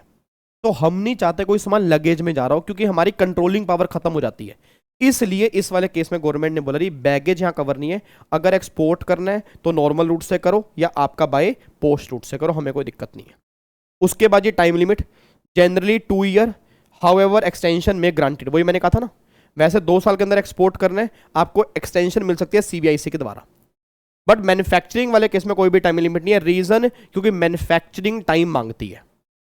मैन्युफैक्चरिंग में ये नहीं कहोगे कि चलो भाई मैन्युफैक्चरिंग करो अभी एक्सपोर्ट करो, क्योंकि वो टाइम मांगती है ना। तो अगर वो टाइम मांगती है तो 2 साल, 3 साल, 4 साल, 5 साल, 6 साल कुछ भी पॉसिबल है। अगर वो सफिशिएंट बाद में हुआ, अगर आप जस्टिफाई कर देते हो तो उस केस में कोई 2 साल की लिमिट नहीं है। उसके बाद जी वैल्यू एडिशन। अब इसमें तो कोई वैल्यू एडिशन होगा ही नहीं, क्योंकि ये तो एज सच या यूज करने के बाद एक्सपोर्ट होंगे। इसमें वैल्यू एडिशन होगा। रीजन, क्योंकि आपने मैन्युफैक्चरिंग की है, और जब गुड्स की मैन्युफैक्चरिंग करोगे तो ऑब्वियस बात है वैल्यू एडिशन तो होगा ही होगा जी। तो इसमें वैल्यू एडिशन है, इसमें वैल्यू एडिशन नहीं है। आइडेंटिफाई ऑफ गुड्स एक्सपोर्टेड, इसमें गुड्स मस्ट बी आइडेंटिफेबल। क्यों? क्योंकि 74 में आपको मैंने कहा था कि हैंकी आ रहा है और हैंकी ई जा रहा है, तो पता है हैंकी है या हैंकी आ रहा है, हैंकी को यूज करने के बाद भी हैंकी जा रहा है, तो गुड्स मस्ट बी आइडेंटिफिएबल।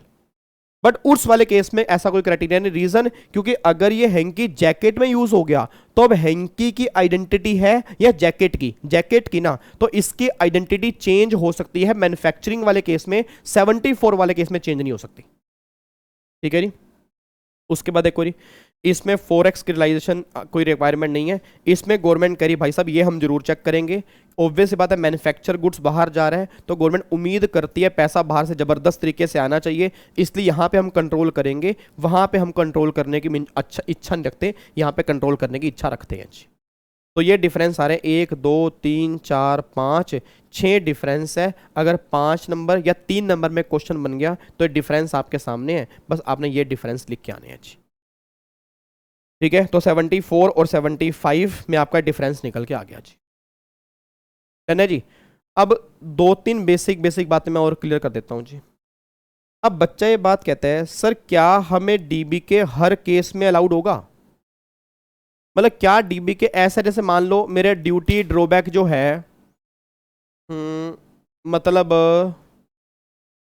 मैं कैसे बताऊं आपको, मतलब 10 रुपए का है, 20 रुपए का है। भाई मैंने कोई 20 रुपए की इंपोर्ट ड्यूटी पे की थी, तो अगर मैंने कोई 20 रुपए की इंपोर्ट ड्यूटी पे की थी तो क्या उसके लिए मेरे को डीबी के मिलेगा? Answer is no. 50 रुपए से कम की वैल्यू का डीबी के नहीं मिलेगा। ये पॉइंट उनके लिए इंपॉर्टेंट है जो एग्जीक्यूटिव वाले है। प्रोफेशनल के सिलेबस में तो सभी है, मतलब आपको सुनना तो पड़ेगा ही पड़ेगा। ठीक है, बट ये लिमिट जो होती है ना वो आप सब जानते हो, गोले भरने वाले एग्जाम के अंदर ज्यादा आती है। तो 50 रुपए तक आप डीबी के क्लेम नहीं कर पाओगे। 50 रुपए से ऊपर अगर ड्यूटी होगी तब आप डीबी के क्लेम कर पाओगे। पहला पॉइंट तो ये।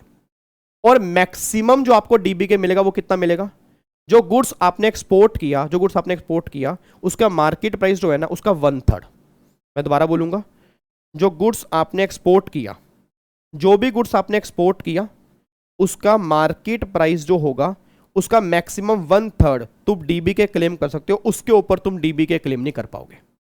तो 50 रुपए से कम डीबी के क्लेम नहीं कर पाओगे, और जो गुड्स आपने एक्सपोर्ट किया उसकी मार्केट वैल्यू का 1/3 से ऊपर आप डीबी के क्लेम नहीं कर पाओगे। अब बच्चा ये बात कहता है सर एक बात बताओ, मतलब मैं आपसे क्वेश्चन अगर पूछूं तो आप बुरा तो नहीं मानोगे? यार मैंने कहा कहाँ बुरा माना यार, आज हमारे मेरे ख्याल से 150 लेक्चर पता नहीं हमारे पूरे हुए हैं नहीं हुए, हो गए। 99 जीएसटी, 47 इनकम टैक्स और 9 कस्टम के मान लो। आज 7वें है ना, हाँ तो 9 कस्टम के मानो। ठीक है, 9 कस्टम के आप मान के चलो 155। हाँ तो हमारे 150 लेक्चर तो ऑलमोस्ट 150 रन नोट आउट चल रहे हैं अभी, 150 नोट आउट चल रहा है अपना। ठीक है, तो अब 150 लेक्चर के अंदर क्या मैंने कोई बुरा माना जब भी आपने कोई डाउट पूछा? ना मैंने कभी गुस्सा किया आपको, तो मैं बुरा नहीं मानूंगा। डाउट पूछो आप, कोई दिक्कत वाली बात थोड़ा है। सर मेरा ना डाउट ये आ रहा है, जैसे मान लो मेरा डीबी के बनता है, तो अगर मेरा डीबी के बनता है तो, और अगर गवर्नमेंट मान लो डीबी के करने में डिले कर दे, और पहले तो मेरे को ये बताओ डीबी के कितने टाइम में मिलना चाहिए, और अगर उतने टाइम में गवर्नमेंट डीबी के ना दे तो क्या गवर्नमेंट हमें इंटरेस्ट देगी? भाई जैसे मान लो मेरा डीबी के बनता है और डीबी के गवर्नमेंट ने नहीं दिया विद इन टाइम, तो क्या मुझे गवर्नमेंट इसके बदले इंटरेस्ट भी देगी? या दूसरा केस ये है मैंने डीबी के फ्रॉड से ले लिया, मैंने मिस रिप्रेजेंटेशन ऑफ फैक्ट कर दिए, मैंने फैक्ट क्लियर नहीं दिखाए और बाद में पता लगा डीबी के मैंने फ्रॉड से लिए, तो क्या वो डीबी के अमाउंट मुझे वापस करना पड़ेगा? और अगर वापस करना पड़ेगा तो विद इंटरेस्ट या विदाउट इंटरेस्ट, और कितने टाइम के अंदर अंदर मुझे वापस करना है? तो मेरे दिमाग में ये क्वेश्चन आ रहे हैं। अब जो आपने मुझसे क्वेश्चन पूछे हैं ना, ये कुछ नहीं है, सेक्शन 75 कैपिटल ए है बस। सेक्शन 75 कैपिटल ए है कि इंटरेस्ट कितना लेना पड़ेगा और इंटरेस्ट कितना देना पड़ेगा। अब मैं आपको दिखाता हूँ, देखो कितनी गवर्नमेंट कितनी चालू है यार, सही में यार गवर्नमेंट इतनी चालाक गवर्नमेंट है ना, मैं आपको बता नहीं सकता कितनी चालाक गवर्नमेंट है, मतलब इतनी चालाक गवर्नमेंट मैं बता ही नहीं सकता। ये देखो क्या लिखा है जी, कह रहे हैं if DBK not paid within 1 month of submission of claim then interest 6% per annum shall be paid. मतलब जब तुमने ड्यूटी ड्रॉबैक की एप्लीकेशन सबमिट की उसके 1 महीने में तुम्हें डीबीके मिल जाएगा, नहीं तो हम तुम्हें 6% पर एनम इंटरेस्ट देंगे। इनकम टैक्स में भी सेम रेट है, जीएसटी के अंदर भी सेम रेट है। भाई जब गवर्नमेंट के इंटरेस्ट देने की बारी होती है तो 6% पर एनम। तो गवर्नमेंट ने कहा विवेक अगर तुम्हें डीबीके नहीं मिला 1 महीने के अंदर तो हम तुम्हें डीबीके प्लस में इंटरेस्ट देंगे 6% पर एनम। और क्या और अगर तुमने फ्रॉड से डीबीके लिया और तुमने हमें पैसा वापस नहीं किया तो हम 15% पर एनम तुमसे इंटरेस्ट चार्ज करेंगे। भाई साहब कमाल हो गया, वैसे देख लो कमाल हो गया जी, कमाल हो गया। देखो क्या लिखा है जी, if DBK not paid within 2 month the department will charge interest 15% per annum. और कहां से, from the date of payment till the date of recovery, मतलब स्टार्टिंग से लेके जब से तुमने पेमेंट करनी थी वहां से रिकवरी तक।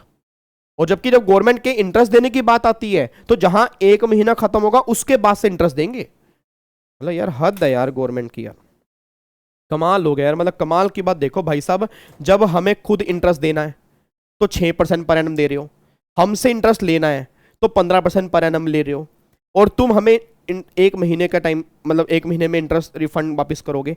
और टाइम लिमिट हमें जो दी है वो कितनी टाइम लिमिट दी है, 2 महीने की टाइम लिमिट दी है। और 2 महीने के अंदर अगर हम वापस नहीं कर पाए तो इंटरेस्ट स्टार्टिंग से लगेगा, 2 महीने के बाद से नहीं लगेगा, और ऊपर वाले केस में 1 महीने के बाद से लगेगा।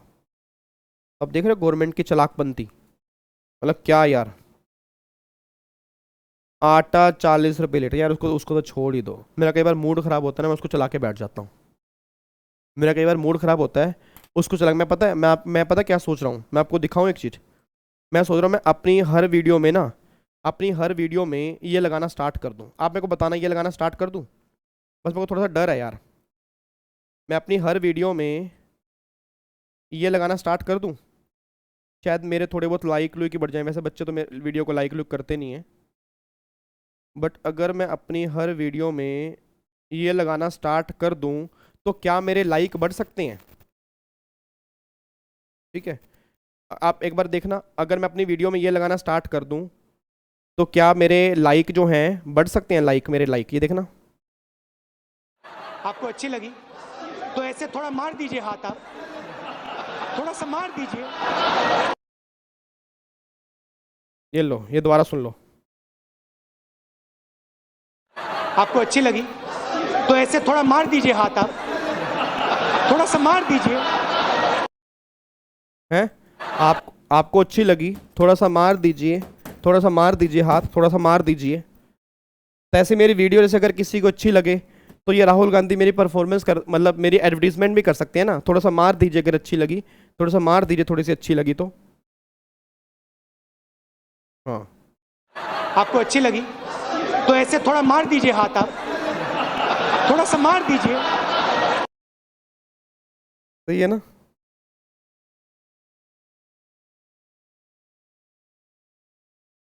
चलो जी, तो मैं सोच रहा हूँ लगाना स्टार्ट कर दूँ। चलो, तो यहाँ पे एक बार चेक करो तो गवर्नमेंट के पास 1 महीने हमें इंटरेस्ट देंगे 6% पर एनम। हमें इंटरेस्ट जो उनको देना वो कितना देना है? 15% पर एनम देना है जी। ठीक है, और आपको मैंने भी कहा था देखो 50 रुपये से कम का डीबी के आपको अलाउड नहीं होगा जी, और मैक्सिमम डीबी के। और अगर आपको वही स्मगल गुड्स है, अगर स्मगल गुड्स है तो भी आपको डीबी के नहीं मिलेगा जी। और मैक्सिमम डीबी के कितना मिलेगा आपको? मैंने कहा था ना मैक्सिमम डीबी के मिलेगा 1/3 of the market price of the export. मतलब जो आप एक्सपोर्ट कर रहे हो उसके मार्केट प्राइस का मैक्सिमम 1/3 आप डीबी के क्लेम कर सकते हो, उससे ऊपर डीबी के क्लेम नहीं कर सकते जी। ठीक है, अब यहाँ पे ना आपके 2 रूल दिए हैं, 3 रूल दिए हैं। एग्जीक्यूटिव वाले बच्चे इसको इग्नोर करेंगे, प्रोफेशनल वाले बच्चे भी इग्नोर ही करेंगे। अब ये रूल एक्चुअल में है क्या? ये रूल ये है, जैसे आपको 74 में तो बता दिया डीबी के कितना मिलेगा, उसमें तो क्लियर है। आप चेक करो 75 में नहीं बताया, 75 में क्या बताया, डीबी के मिलेगा, डीबी के मिलेगा, कितना मिलेगा आप चेक कर लो, 75 में कहीं नहीं लिखा, 74 में लिखे ना 98% मिलेगा, यूज करने के बाद अगर करोगे तो इतना इतना मिलेगा, 75 में कहीं है ही नहीं। 75 में उसने बोला आपको डीबी के मिलेगा, कितना मिलेगा वहां लिखा है एज पर रूल्स, और जो रूल्स है ना उसमें ही लिखा हुआ है ऑल इंडस्ट्री रेट, मतलब हर इंडस्ट्री पे डिपेंड करता है। जैसे मान लो फैब्रिक इंडस्ट्री है, स्टील इंडस्ट्री है, आयरन इंडस्ट्री है, तो अलग अलग इंडस्ट्री के अलग अलग रेट होते हैं, तो वो रेट हमेशा हमें क्वेश्चन में दिए होंगे, उस रेट से आपको डीबी के मिलेगा जी, ठीक है, उस रेट से आपको डीबी के मिलेगा। और अगर आपका डीबी के आपको कम लगता है तो आप रिक्वेस्ट भी कर सकते हो डिपार्टमेंट को, आपका डीबी के परसेंटेज वो इंक्रीज भी कर सकते हैं। तो मतलब कहना ये चाह रहा हूं, जब भी 75 का क्वेश्चन बनेगा तो चांसेस 0% है, तो आपको डीबी का अगर रेट दिया होगा, और जब डीबी का अगर रेट ही दिया होगा तो आप खुद बताओ मुझे कैलकुलेशन करने की रिक्वायरमेंट क्या है। तो आपके इंडस्ट्री वाइज रेट यहाँ पे फिक्स गवर्नमेंट कर देगी, ठीक है, और देखो गवर्नमेंट उसको रिवाइज भी कर सकती है, जो आपके इंडस्ट्री रेट है, मतलब इंडस्ट्री वाइज जो रेट है उसके गवर्नमेंट रिवाइज भी कर सकती है। फिर गवर्नमेंट कह रही है if all industry rate not fine for the product apply to principal chief commissioner और chief commissioner within 3 month for the finalise of special brand rate, मतलब कहना क्या चाह रहे हैं कि अगर रेट फाइनलाइज नहीं होता तो प्रोविजनल डीबी के आपको अलाउड कर देंगे, प्रोविजनल मतलब एक लमसम डीबी के आपको दे देंगे, फिर बाद में जब फाइनलाइज होगा तो आपस में सेटलमेंट कर लेंगे। तो मतलब सिंपल सी बात है, जब मुझे पता ही है कि मुझे कितना डीबी के मिलेगा तो मैं क्वेश्चन लेके भी क्या करूंगा, तो क्वेश्चन जो बनेगा तो वो 74(1) का बनेगा या वो 74(2) का बनेगा, बस ये बात ध्यान देना चाहिए, ठीक है जी।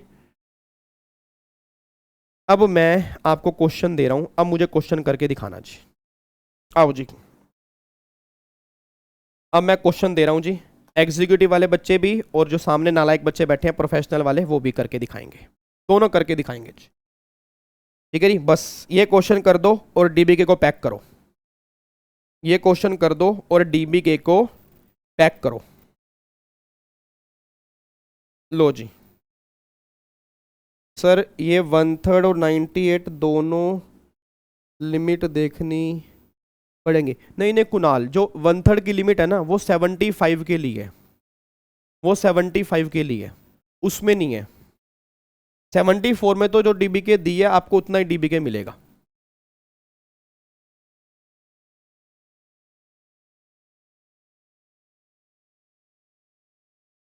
एग्जाम्पल 1 है जी,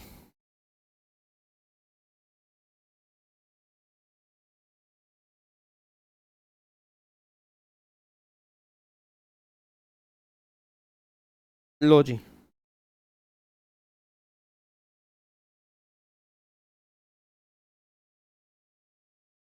मिस्टर पीजी बाहर से लिखते रहना साथ साथ, ये लिखना है नहीं साथ के साथ लिखना है, इसको लिख लेना यार, फोटो फोटो क्लिक मत करवाया करो, लिख लो अभी, 5 मिनट लगेंगे, बस 5 मिनट लगेंगे, लिख लो। फर्नीचर इंपोर्ट, फर्नीचर इंपोर्ट, और आपने एज सच फर्नीचर एक्सपोर्ट, और इस पे इंपोर्ट ड्यूटी आपने पे की है 2 लाख। आपको बताना है डीबी के कितना मिलेगा, पहला केस तो ये है। दूसरा इसी इसी क्वेश्चन में है, 2 शर्ट 2 टाई, इस पे इंपोर्ट ड्यूटी पे की, मान लो आपने 2000 रुपये, ठीक है।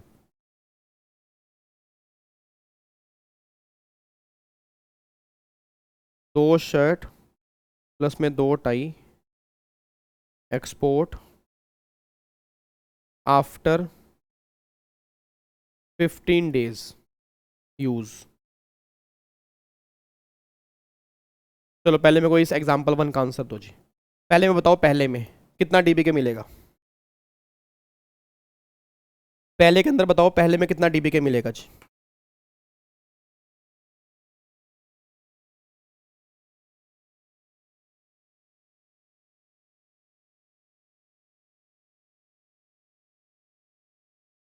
पहले में कितना मिलेगा, 98% मिलेगा, इसमें मिलेगा 2 लाख रुपए का 98%, 1,96,000 इतने का मिलेगा।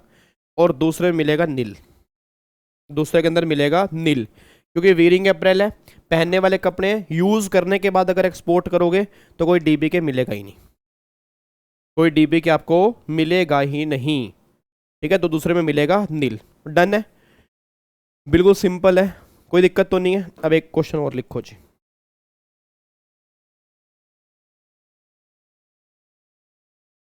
एक क्वेश्चन और लिखो। मैं थोड़ा सा ना इसको ना ये स्क्रीन पूरी दिखा रहा हूँ ताकि आपको ना पिक्चर क्लियर दिखे, क्योंकि मैं थोड़ा सा बड़ा क्वेश्चन बनाना चाह रहा हूँ।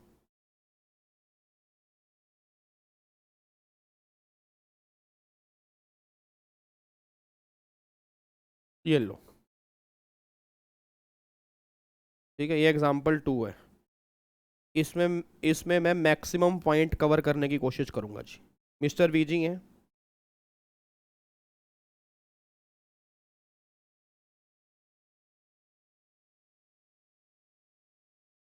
पहला पॉइंट, आपने लिखो जी। पहला पॉइंट निकल के आ रहा है, आपने मान लो 2 जैकेट इंपोर्ट की हैं, इंपोर्ट ड्यूटी पे की आपने 5,000। ठीक है, आपने फिर इस जैकेट को एक्सपोर्ट कर दिया एज सच। आपको बताना है डीबी के, यहाँ बस डीबी के अमाउंट बताते रहना आपको, ठीक है, ताकि थोड़ी सी मेरे को क्लैरिटी पता लगती रहे क्या पल्ले पड़ रहा है आपके। दूसरा,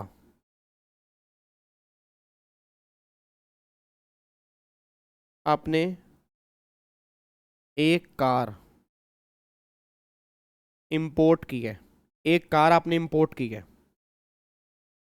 इंपोर्ट ड्यूटी उस पर आपने पे की है 5 लाख की। ठीक है, एक्सपोर्ट आफ्टर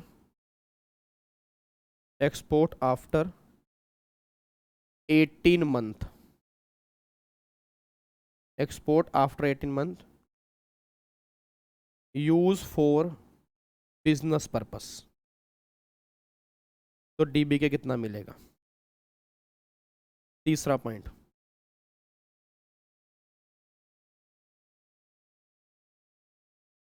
फर्नीचर इंपोर्ट किया, इंपोर्ट ड्यूटी आपने पे की 1 लाख रुपए की।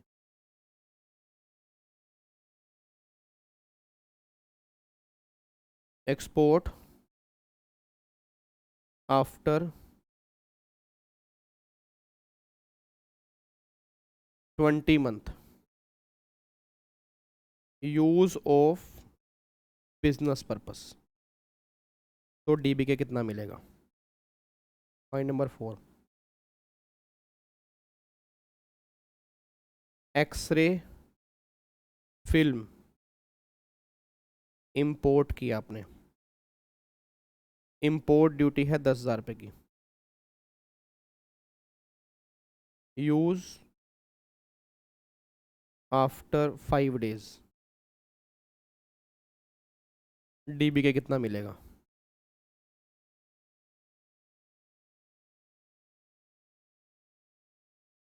ठीक है, नहीं आपने एक मान लो स्टील इंपोर्ट किया, इंपोर्ट ड्यूटी आपने पे की है इसको 1 लाख। ठीक है, नहीं use after 11 month, business use. DB के कितना मिलेगा जी।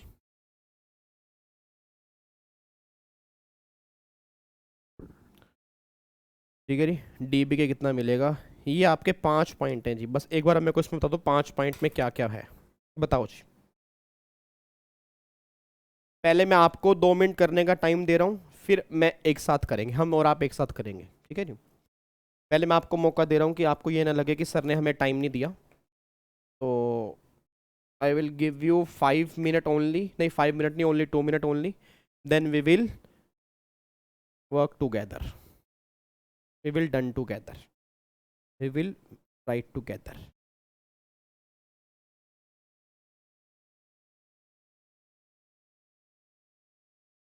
सारा बताओ मेरे को, ऐसे अलग अलग नहीं जी।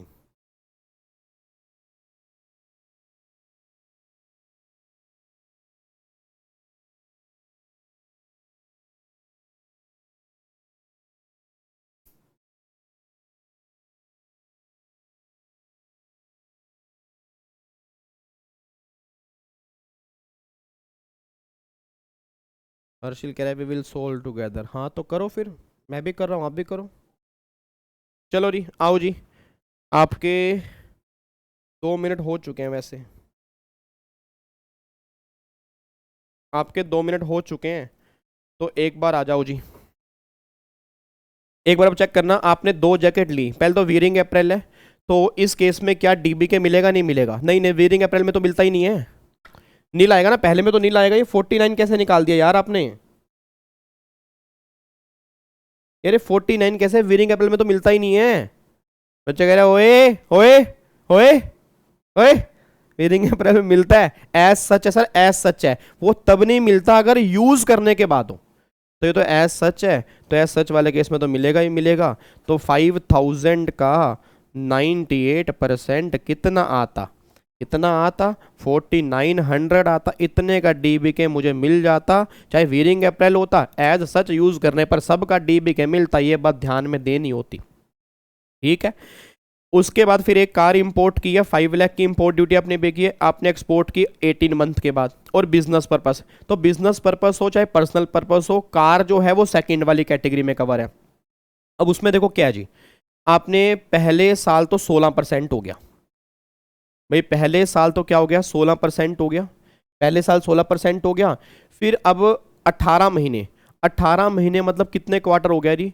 तो एक साल में 4 क्वार्टर होते हैं, 12 महीने, ठीक है। फिर 12, 13, 14, 15, 16, 17, 18, तो 2 क्वार्टर और जुड़ गए। तो 16% तो पहले साल का हो गया जी भाई, 16% तो पहले साल का हो गया। प्लस में अगले 3% ईच क्वार्टर, तो 2 क्वार्टर और हो गए, 6% और हो गया। तो 16 और 6 22%। तो कुछ नहीं करना, 5 लाख में से 22% माइनस कर देना बस। तो 5 लाख में से अगर मैं 22% माइनस कर दूंगा, तो मेरे को 3,90,000 रुपए का डीबी के यहां पर मिल जाएगा जी। मेरे को 3,90,000 रुपए का डीबी के यहां पे मिल जाएगा भाई। 4% पहले 4 क्वार्टर के लिए, ठीक है जी। तो 16% तो ये हो गया। 3% अगले साल के लिए, तो 3 3 6% ही हो गया। 16 और 6 22% हो गया। तो इतना डीबी के मेरे को मिलेगा जी आपको गाड़ी वाले केस में, ठीक है। तो मैंने 5 लाख रुपए की इंपोर्ट ड्यूटी पे की थी, तो इतना डीबी के मुझे अलाउड हो जाएगा, बस ये बात ध्यान दो। अब अगले एग्जांपल पे आओ जी। फर्नीचर इंपोर्ट किया 1 लाख रुपए का, एक्सपोर्ट किया 20 महीने के बाद, एक्सपोर्ट किया 20 महीने के बाद, यूज किया बिजनेस, तो डीबी के भाई साहब मिलेगा ही नहीं। अरे सुन रहे के मेरी बात? अरे सुन लाग रहे के? अरे इधर देखो भाई, कोई डीबी के ना मिलेगा। कोई डीबी के क्यों ना मिलेगा? अगर आपने यूज किया बिजनेस पर्पस के लिए, तो 18 महीने के बाद तो वैसे ही डीबी के नहीं है। 18 महीने के बाद तो वैसे ही डीबी के नहीं है। 18 महीने के बाद डीबी के ही नहीं है, तो डीबी के है ही नहीं, तो काम ही खत्म हो गए हो। इसमें नील आंसर आओ जी, ठीक है। इसमें नील आंसर आ गया जी। उसके बाद एक्सरे फिल्म है, तो इसमें मिलेगा भी नील, क्योंकि भाई साहब एक्सरे फिल्म है, अगर यूज करने के बाद एक्सपोर्ट करोगे तो डीबी के मिलेगा ही नहीं। एक्सरे फिल्म हो गया, सिनेमाग्राफी फिल्म हो गया, फोटोग्राफिक फिल्म हो गया, वीरिंग अप्रैल हो गया, टी चेस्ट हो गया। इस केस में यूज करने के बाद कोई भी डीबी के नहीं है। अगले में स्टील इंपोर्ट किया 1 लाख रुपए का जी, आफ्टर यूज 11 मंथ और बिजनेस यूज है। अब अगर 11 मंथ और बिजनेस यूज है, तो पहले 3 महीने 95, 3 से 6 महीने 85, 6 से 9 महीने 75, और 9 से 12 महीने 70। तो 11 महीने के बाद ना, मतलब 9 महीने से ज़्यादा और 12 महीने तक, तो फिर आप एक्सपोर्ट करोगे तो 70% DBK मिलेगा। तो 1 लाख रुपए का 70% मेरे ख्याल से आपको मिलेगा 70,000 रुपये, इतना मिलेगा जी। सर अरे भरत यार, गाड़ी जो है वो सेकंड वाले केस में कवर होती है ना, और गाड़ी जो है वो सेकंड वाले केस में कवर होती है, उसमें लिमिट अलग है। इधर देखो ध्यान से नालायक, इधर देखो ध्यान से, आपको मैंने यही पॉइंट तो स्पेशल कहा था कि गाड़ी जो है वो इस वाले केस में कवर है, और गाड़ी वाले केस में 4 साल जा रहे हैं। और अगर मैं इस थर्ड वाले केस में आ रहा तो इसमें 18 महीने के बाद DBK ही नहीं है। गाड़ी सेकंड वाले केस में कवर है, गाड़ी किसी पर्पस में यूज करोगे तो आपको 4 साल तक DBK मिल सकता है एक्सटेंशन लेकर। बट तीसरे वाले कैटेगरी में आ गए तो 18 महीने के बाद DBK है ही नहीं वहां पे।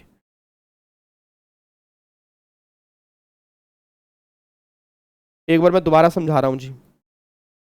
देखो यार, सेकंड पहले ना ये समझो, गाड़ी बिजनेस हो चाहे पर्सनल, आप सेकंड कैटेगरी में कवर हो तो उसमें 4%, 3%, 2.5% और 2% ये वाली रेशियो एप्लीकेबल होगी। अब उसने 18 महीने बोले, 18 महीने का मतलब कितने हो गए जी, आपके 6 क्वार्टर हो गए। तो पहले 4 क्वार्टर 1 साल के लिए 16%, अगले 2 के लिए 3-3, तो सर केस 2 में 1,10,000 आएगा। यार 1,10,000 क्यों आएगा, क्या हो गया आपको 1,10,000 आएगा? 22% माइनस करना है यार, 22% माइनस करोगे तो 1,10,000 माइनस करना है, बाकी DBK है। मैं नहीं खेलूंगा आपके साथ, ये आप सारा टाइम आंखों से आंसू निकालने में रह जाते हो। क्या लिखा है, इंपोर्ट ड्यूटी में से माइनस करनी है परसेंटेज माइनस, मतलब इतना DBK नहीं मिलेगा, इसको माइनस करने के बाद जो आएगा उतना DBK मिलेगा आपको। और तीसरे वाले में माइनस नहीं करनी, तीसरे वाले में जो परसेंटेज दी है उतना ही DBK मिलेगा। दूसरे और तीसरे में फर्क है, दूसरे में क्या है, टोटल इंपोर्ट ड्यूटी माइनस में परसेंटेज, बैलेंस जो बचेगा वो DBK है। तीसरे में क्या है, जो परसेंटेज दी है वो DBK की ही परसेंटेज दी है, उतना ही DBK मिलेगा। अच्छा अब आया समझ, ओके। मतलब इसमें हमें माइनस करने के बाद, देखो लिखा तो है माइनस करने के बाद DBK आएगा, और जो उसमें लिखा हुआ है उसमें गवर्नमेंट कहना चाह रही है जो परसेंटेज आपको दी है वही परसेंटेज जो है वो आपका DBK है जी। डन है, बात पल्ले पड़ती है जी मेरी, क्लियर है ना? अब कोई दिक्कत तो नहीं है ना, पक्का पक्का ना? तो बस फर्स्ट में तो देखो DBK है ही नहीं, सेकंड में जो आपने इंपोर्ट ड्यूटी पे की उसमें से माइनस कर दो हर क्वार्टर का 4% 1 साल के लिए, दूसरे साल के लिए 3% हर क्वार्टर का, तीसरे साल के लिए 2.5% हर क्वार्टर का, चौथे साल के लिए 2% हर क्वार्टर का। तो माइनस करके जो बैलेंस सारे उतने का DBK मिलेगा। अगर आप तीसरे वाले केस में कवर होते हो तो जो परसेंटेज दी है 95, 85, 75, 70, 65, 60, तो ये परसेंटेज जो दी है ये DBK की ही परसेंटेज दी है, इतना ही आपको DBK मिलेगा, ये कहना चाह रहे हैं जी। हाँ जी, लॉक कर दें जी, पक्का पक्का, कोई दिक्कत तो नहीं है ना? आगे बढ़ सकते हैं, चलो जी। तो अब जाके ये पॉइंट हमारा कंप्लीट हो जाता है जी, अब जाके पॉइंट हमारा कंप्लीट होता है। अब ये 2 क्वेश्चन मैंने प्रैक्टिस करवा दिए। देखो इस तरह से क्वेश्चन बनेंगे जी आपके एग्जाम में, 1 2 3 4 5 और ये 2, टोटल 7 कैटेगरी मैंने आपको करवा दी है कि एग्जाम में क्वेश्चन किस तरह से बन सकते हैं। ठीक है जी, तो अब जाके फाइनली हमारा DBK वाला पॉइंट खत्म हो जाता है जी। ठीक है, अच्छा अब सुनना ध्यान से, अब एग्जीक्यूटिव हो चाहे प्रोफेशनल वाले बच्चे हो, इसके बाद ना ये चैप्टर के बाद ना अब आपको ये नोट्स दिए हुए हैं जी, ये नोट्स आपको दिए हुए हैं, ये आपके थ्योरी है जो आपको सेल्फ रीड करनी है। इसको इंग्लिश को हिंदी में कन्वर्ट करना है, बिल्कुल सिंपल थ्योरी है। मैं आपको थोड़ा थोड़ा ओवरव्यू देता हूँ ताकि आपको ये ना लगे यार कैसे पढ़ेंगे हम। ठीक है जी, सिर्फ 5 से 7 मिनट लगेंगे, अब 2 मिनट यहाँ पे ध्यान देना, सिर्फ 5 से 7 मिनट। ठीक है जी, तो यहाँ जब ये नोट्स खत्म होंगे ना, आपको मैं एक बार दिखा भी देता हूँ, यहाँ पे ये नोट्स खत्म हो रहे हैं, ये लो, यहाँ पे नोट्स खत्म हो रहे हैं, ये नोट्स यहाँ पे खत्म हो गए जी। ठीक है, इसके बाद जो यहाँ से नोट्स हैं ये फिर प्रोफेशनल के एडिशनल टॉपिक हैं जो मैं कल क्लास में आपको कराऊंगा। तो कल प्रोफेशनल वाले मतलब आपके लिए क्लास है, एग्जीक्यूटिव वाले बच्चे बस आपकी यहीं तक क्लास देखेंगे जी, या उनका पैकअप हो जाता है। ठीक है जी, एक बार बस मैं आपको थोड़ा सा ओवरव्यू दे देता हूँ जी। बिल्कुल सिंपल सिंपल बातें, कोई खास बातें नहीं है जी। आपको मैं दिखा देता हूँ, देखो जी। सबसे पहला रूल्स और रेगुलेशन में क्या फ़र्क है जी। रूल्स और रेगुलेशन में क्या फ़र्क है? तो रूल ऑब्वियस सी बात है, रूल का मतलब क्या होता है कि हाउ टू डू, की जो भी काम एक्ट में लिखे हैं वो कैसे करने हैं, वो सारी की सारी बातें रूल्स में आपको लिखे थे जो एक्ट की सपोर्ट करते हैं। और रेगुलेशन जो होती हैं वो एक्ट और रूल्स दोनों की सपोर्ट करते हैं। जैसे मान लो जो बात रूल में लिखी है उसको हमें आगे कैसे बातें, मतलब उसको आगे हमें कैसे लेके जाना है, तो उसके लिए रेगुलेशंस बनती हैं। तो उसके लिए क्या बनती है? रेगुलेशन बनती हैं। तो एक्ट को फॉलो करते हैं रूल्स, और एक्ट और रूल्स दोनों को फॉलो करती है रेगुलेशन। तो इन दोनों में क्या डिफरेंस है? पहला पॉइंट यहाँ पे दिया हुआ है जी, ठीक है। रूल्स बनाने वाले आप सब जानते हो सेंट्रल गवर्नमेंट होती है, और जो रेगुलेशंस जो पब्लिश करती है वो कौन करती है? CBIC, that is central board of excise and custom, ठीक है जी। उसके बाद कस्टम ड्यूटी के टाइप्स क्या क्या होती हैं आपको मैं बता चुका हूँ। BCD हो गया, काउंटर वेलिंग ड्यूटी हो गया, ठीक है जी। आपका GST कॉम्पनसेशन सेस हो गया, प्रोटेक्टिव ड्यूटी हो गया, सेफगार्ड ड्यूटी हो गया जी, ठीक है जी। IGST हो गया। तो ये सारी की सारी कस्टम ड्यूटी की आपकी टाइप निकल के आ रही है। उसके बाद एक सोशल वेलफेयर सरचार्ज हम क्लियर कर चुके हैं कि 10% लगेगा, आपको बता ही चुका हूँ 10% लगता है। जैसे 4% एजुकेशन सेस है, वैसे 10% सोशल वेलफेयर सरचार्ज भी हर क्वेश्चन में आपको लगाना ही लगाना है जी, हर क्वेश्चन में आपको लगाना ही लगाना है। उसके बाद एक है रोड एंड इंफ्रास्ट्रक्चर सेस, जो मैंने आपको नहीं बताया। उसका एक रीजन है क्योंकि ये सेस जो है ये सिर्फ पेट्रोल पे लगता है, और एग्जाम में कभी भी स्पेसिफिक लो पे क्वेश्चन नहीं बनेगा। एग्जीक्यूटिव वालों के अंदर बन सकता है, प्रोफेशनल वाले बच्चे इसको इग्नोर भी कर सकते हैं, क्योंकि एग्जीक्यूटिव में अगर MCQs बनेगा तो उसमें पूछ सकते हैं कि बताओ जी रोड एंड इंफ्रास्ट्रक्चर सेस कितने हैं, तो 8 रुपये पर लीटर लगता है ये।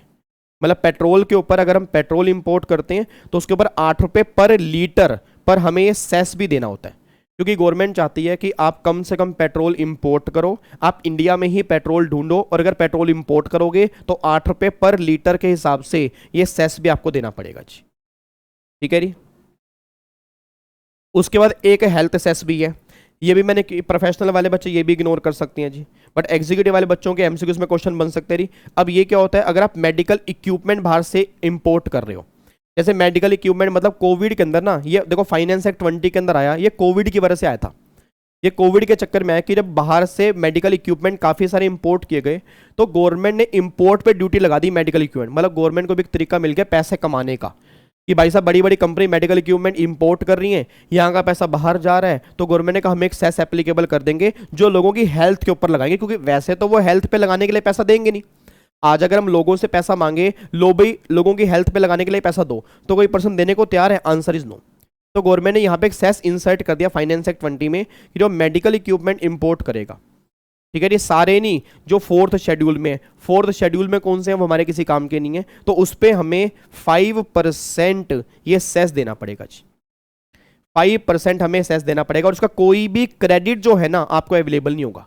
जैसे ITC का बेनिफिट मिल जाता है, PCD का ड्यूटी ड्रॉबैक मिल जाता है, ये जो आप सेस पे करोगे ना तो कोई क्रेडिट मिलेगा और ना ही कोई DB के आपको मिलेगा जी, ठीक है। तो 5% से सेस एप्लीकेबल आपका हो जाएगा। उसके बाद क्लासिफिकेशन कैसे करता है आपको मैंने बताया था स्टार्टिंग में, पहले आपका सेक्शन, ठीक है जी, फिर आपका चैप्टर, हेडिंग, सब हेडिंग, 8 डिजिट का एक कोड होता है, ठीक है जी। चैप्टर, हेडिंग, सब हेडिंग, टैरिफ आइटम, ये वही बात आपके देखो यहाँ पे लिखी है, आपका 8 डिजिट का एक HSN कोड होगा, उसके बेस पे आप बाइफर्केशन करोगे जी। याद है आपको GST में हमने क्लासिफिकेशन की बात नहीं की थी? GST में क्लासिफिकेशन की गुड्स मानेंगे या सर्विस मानेंगे, शेड्यूल नंबर 2, शेड्यूल नंबर 2। तो ऐसे ही कस्टम में क्लासीफाई कैसे करेंगे, तो कस्टम के अंदर भी चैप्टर बने होते हैं, ठीक है जी, फिर हेडिंग होती हैं, फिर सब हेडिंग होती हैं, फिर टैरिफ आइटम होती है, उसके अकॉर्डिंग फिर रेट एप्लीकेबल होते हैं, ठीक है जी। तो गवर्नमेंट यहीं पे कहना चाह रही है जनरल मतलब आप नॉर्मल चैप्टर, हेडिंग, सब हेडिंग, टैरिफ आइटम ये देख लो, बट कई बार ना कन्फ्यूजन होती है। कई बार कन्फ्यूजन का मतलब क्या है, जैसे फॉर एग्जाम्पल एक बात मेरे को बताओ, अब क्वेश्चन ये निकल क्या रहा है, एक कार हमने विदाउट टायर इंपोर्ट की है, अब एक गाड़ी हमने बाहर से इंपोर्ट की विदाउट टायर, तो इसको हम क्या बोलते हैं, मतलब किस में कवर करें इसको हम? भाई कार विदाउट टायर तो कोई हेडिंग ही नहीं है कस्टम के अंदर, तो मतलब अगर ऐसी कोई आइटम जो अभी अनफिनिश्ड है, बट जिस आइटम की वजह से वो अनफिनिश्ड है ना वो इतनी रेलिवेंट नहीं है, नो डाउट टायर रेलिवेंट है, बट अगर कार में मैं ये कहूं कि कार में इंजन नहीं है, तो कार विदाउट इंजन उसको हम कार नहीं बोल सकते, कार विदाउट टायर को हम कार बोल सकते हैं। कार विदाउट मान लो फॉर एग्जांपल कार विदाउट पीछे के जो मिरर होते हैं, बैक मिरर जो होते हैं, कार विदाउट बैक मिरर हम कार बोल सकते हैं। तो गवर्नमेंट कह रही है कई बार क्या होता है, हम आइटम एक ऐसी इंपोर्ट करते हैं उसमें कोई एक आधी आइटम नहीं होती, उसके बिना भी हम उसको उसी का नाम देते हैं जो आपने इंपोर्ट की है, ठीक है ना। अब अगर मान लो गाड़ी के अंदर इंजन नहीं है, फिर आपने इंपोर्ट किया कि इंजन मैं इंडिया में लगाऊंगा, तो उसको आप गाड़ी का नाम नहीं दे सकते। आप ये नहीं कहोगे मैंने गाड़ी इंपोर्ट की, क्योंकि गाड़ी तो इंजन पे चलती है ना, अगर इंजन ही नहीं है तो गाड़ी कैसे बोलोगे। तो उन्होंने देखो वही बोला जी, आपकी कार विदाउट टायर और without seat would still constitute as car but not car without engine. मतलब वही है ना, विदाउट इंजन को हम कार नहीं बोल सकते, बट विदाउट टायर है, ठीक है जी, या विदाउट आपकी सीट्स है, उसको हम कार ही बोलेंगे। तो कार में ही क्लासीफाई करके हम कार की ही ड्यूटी का रेट एप्लीकेबल करेंगे जी। तो कई चीज़ें ऐसी भी इंपोर्ट होती हैं जो अनफिनिश्ड होती हैं। अच्छा, कई चीज़ें ऐसी बाहर से इंपोर्ट होती हैं जो मान लो फॉर एग्जांपल एक से ज़्यादा उसमें काउंट होती हैं, मतलब मोर देन वन उसकी हेडिंग है। तो अगर मोर देन वन हेडिंग है तो हम काउंट कैसे करेंगे। जैसे एक बात बताओ, आज ग्रीन टी आ रखी है, बिल्कुल सही बात है हर्षिल, सब्सटेंशियल ऑफ प्रोडक्ट देखना है। जैसे कॉम्पोजिट और मिक्स सप्लाई में था ना कि प्रिंसिपल सप्लाई क्या है, तो वही सेम बात यहाँ पे है। मतलब जो क्लासिफिकेशन आपने कॉम्पोजिट मिक्स सप्लाई में किया, उसी तरह का क्लासिफिकेशन कस्टम के अंदर भी है। एक बात मेरे को बताना अब, जैसे आज आपने देखो ग्रीन टी है, अब ग्रीन टी ना आजकल अलग अलग कलर की आ रही है, tulsi green tea, ginger green tea, ठीक है, और लेमन टी। अब देखो लेमन टी, अब कस्टम में लेमन लिखा है, कस्टम में टी लिखा है। अब लेमन टी के नाम से कोई प्रोडक्ट ही नहीं है भाई। कस्टम के अगर आप टैरिफ के अंदर जाओ तो लेमन लिखा है, टी लिखा है। अब लेमन टी मान लो एक नया प्रोडक्ट है, अब वो लेमन भी कह रहा है कि तुम मेरे पास आओ, टी भी कह रहा है तुम मेरे पास आओ। तो आप खुद सोच के बताना चाहिए, ये मोर देन वन हेडिंग है जिसमें आप कंफ्यूज हो रहे हो कि इसको हम कहाँ पे कवर करें। तो मेरा आपसे क्वेश्चन है, क्लोजेस्ट क्या है? क्या लग रहा है आपको क्लोजेस्ट? क्लोजेस्ट क्या लग रहा है, लेमन या टी? बताओ। ग्रीन टी क्या है?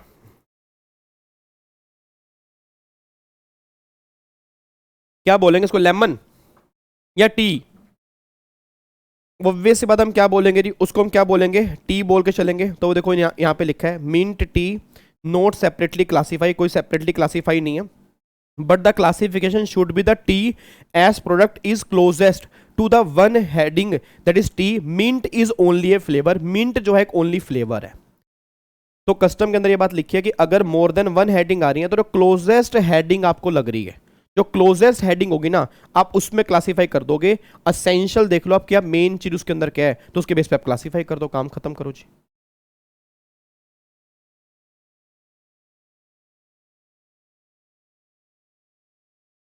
उसके बाद एकिन प्रिंसिपल। एकिन प्रिंसिपल होता है, एकिन प्रिंसिपल मतलब सिमिलर, एकिन का मतलब होता है सिमिलर, भाई मिलती जुलती। तो इसके अंदर भी हमें क्या करना है, असेंशियल करेक्टर, जो मोस्ट असेंशियल करेक्टर होगा आप उसमें क्लासीफाई करके चलोगे। एक मैं क्रक्स आपको बता रहा हूँ, आपके एग्जाम में क्वेश्चन नहीं बनेगा क्लासिफिकेशन के ऊपर से, ना एग्जीक्यूटिव ना प्रोफेशनल, बट आपको मैं सिर्फ ये क्लियर कर दूं कि जैसे जीएसटी में हमने क्लासिफिकेशन किया था, ऐसे कस्टम के अंदर भी क्लासिफिकेशन है, ठीक है। और कस्टम का classification almost same as GST classification. वहां पर भी क्या था कि अगर आपकी प्रिंसिपल है तो प्रिंसिपल में कवर करो। यहां पर भी सेम गवर्नमेंट कहना चाह रही है कि जो आपका असेंशियल करेक्टर होगा या क्लोजेस्ट हेडिंग जो होगी ना, आप उसमें क्लासीफाई करोगे, उसके बेस पे रेट एप्लीकेबल कर दोगे। अगर क्लियर चीज नहीं पता लग रही, अगर आप कंफ्यूज हो तो असेंशियल करेक्टर देख लो, या क्लोजेस्ट हेडिंग जो है उसमें आप क्लासीफाई कर दो, उसके बेस पे रेट एप्लीकेबल कर दो। बाद में जब हम असेसमेंट करेंगे उसके बेस पे अगर हमें लगेगा क्लासिफिकेशन गलत है तो सही क्लासिफिकेशन करके हम तुमसे ड्यूटी ले लेंगे जी, ठीक है जी। उसके बाद ये एग्जम्पशन, एग्जम्पशन वही कस्टम में हम कुछ गुड्स एग्जाम्प्ट कर सकते हैं। आपको एक बात मैं बताऊं, जैसे आपको पता है जब सचिन तेंदुलकर ने गाड़ी, सचिन तेंदुलकर को ना एक माइकल शुमाकर, आपने नाम सुना माइकल शुमाकर, बहुत बड़े फुटबॉलर थे, उन्होंने गाड़ी गिफ्ट की थी सचिन को, ओडी। तो बाहर से गाड़ी आई थी, तो कस्टम वालों ने क्या किया था, उस पर कस्टम ड्यूटी एग्जम्प्ट कर दी थी। ऐसे गवर्नमेंट कह रही कि हमारे पास पूरी पावर है एग्जम्पशन देने की कस्टम में, बट 100 रुपये से कम की ड्यूटी हम एग्जम्प्ट नहीं कर सकते। कम से कम 100 रुपये की ड्यूटी तो होनी चाहिए। 100 रुपये से कम, जैसे जीएसटी में 1000 रुपये की लिमिट नहीं थी रिफंड की, जीएसटी में 1000 रुपये की लिमिट थी, 1000 रुपये से कम का रिफंड नहीं मिलेगा, ऐसे यहाँ 100 रुपये।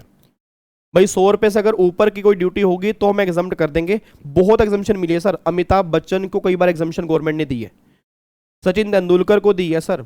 आज कई बार इंडियन क्रिकेट टीम बाहर से काफी सारे सामान लेके आती है तो गवर्नमेंट ऑफ इंडिया नोटिफिकेशन निकालती है उस पर कस्टम ड्यूटी मत लगाना। तो एग्जाम्शन के पास गवर्नमेंट के पास पावर है जी।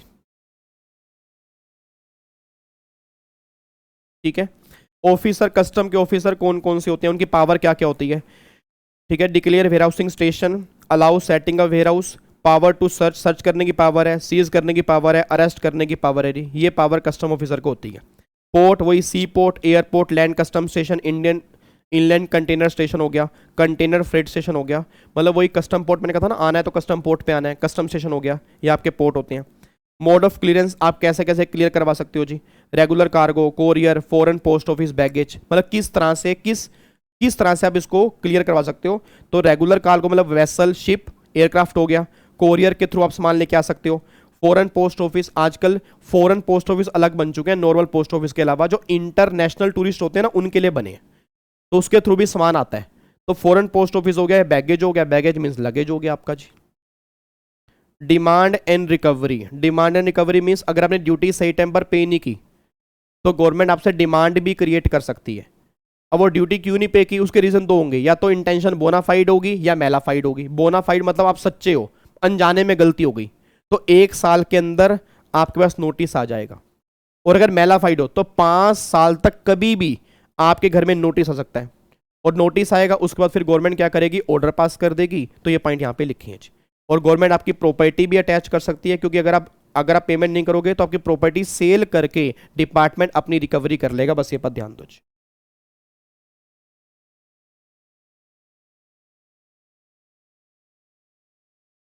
ठीक है जी। कॉन्फिस्केशन, क्या आपका गुड्स कॉन्फिस्केट हो जाएगा। आपको कॉन्फिस्केट किस केस में होगा, आप खुद बताना। कॉन्फिस्केट किस केस में होगा जी। कॉन्फिस्केट कब होगा, अगर आपने इलीगल स्मगलिंग की है, अगर आप किसी दूसरे पोर्ट पे सामान लेके आए हो, अगर आपने क्लियरेंस सही तरह से नहीं कराई, आपने बिल ऑफ एंट्री फाइल नहीं की।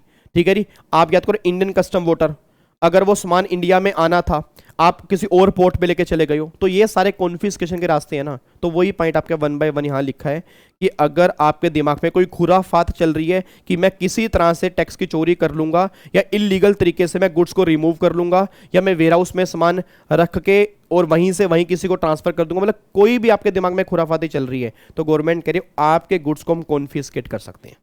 तो वो केसेस गवर्नमेंट ने यहाँ पे दिए हुए हैं जी। ठीक है, ये केस आपके यहाँ पे दिए हुए हैं कि हाँ भाई किस किस केस में गुड्स कॉन्फिस्केट कर सकते हो। तो बस एक बार आपको ये रीडिंग लेनी है, मेरे पढ़ाने वाला नहीं है, क्योंकि सारा बातें याद करने वाली हैं, जो समझने वाली बातें तो मैं आपको समझा चुका हूँ।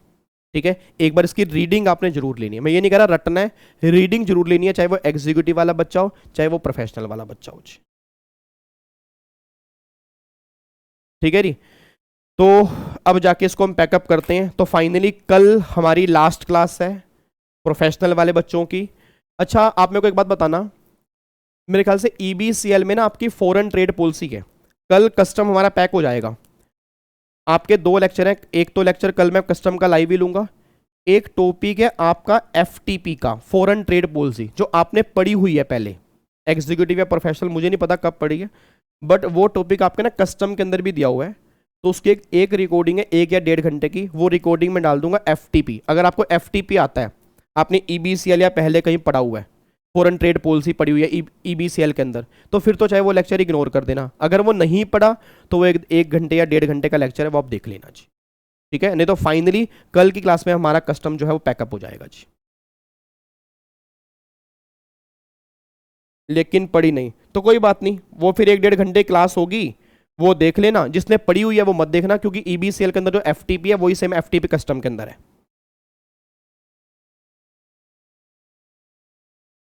डन है जी। चलो री, तो फिर बाकी मुलाकात करेंगे अब हम कल की क्लास में। एग्जीक्यूटिव वाले बच्चे बस यहीं तक कस्टम देखेंगे जी। उनके MCQs क्वेश्चन की प्रैक्टिस की वीडियो मैं इसके बाद डाल दूंगा, MCQs की प्रैक्टिस वो कर सकते हैं, MCQs टेलीग्राम पे आ जाएंगे। ठीक है जी। बाकी आप सब लोग कल मुझसे मिलोगे, कल इसको फाइनली हम पैक करके अपना सिलेबस कंप्लीट करेंगे और भगवान से आशीर्वाद लेंगे कि अब हमारे एग्जाम दिसंबर या जून 23 या दिसंबर 23 जब भी हैं, जिस अटेम्प्ट के अंदर है ना, उस अटेम्प्ट में हम इतिहास रचें और जो मेहनत की है वो हमारी फ्रूटफुल हो जाए जी। दिए हुए हैं FTP के नोट्स दिए हुए हैं जी। ठीक है जी। अच्छा चलता हूँ दुआओं में याद रखना, अच्छा चलता हूँ दुआओं में याद रखना। चलो री, अब ये सुन लो, अच्छी लगे तो। आपको अच्छी लगी तो ऐसे थोड़ा मार दीजिए हाथ, आप थोड़ा सा मार दीजिए। ठीक है जी, चलो जी, ओके जी, बाय बाय, टाटा, thank you so much, Jai Hind, thank you so much, God bless you, take care, love you all, bye bye bye bye bye bye bye.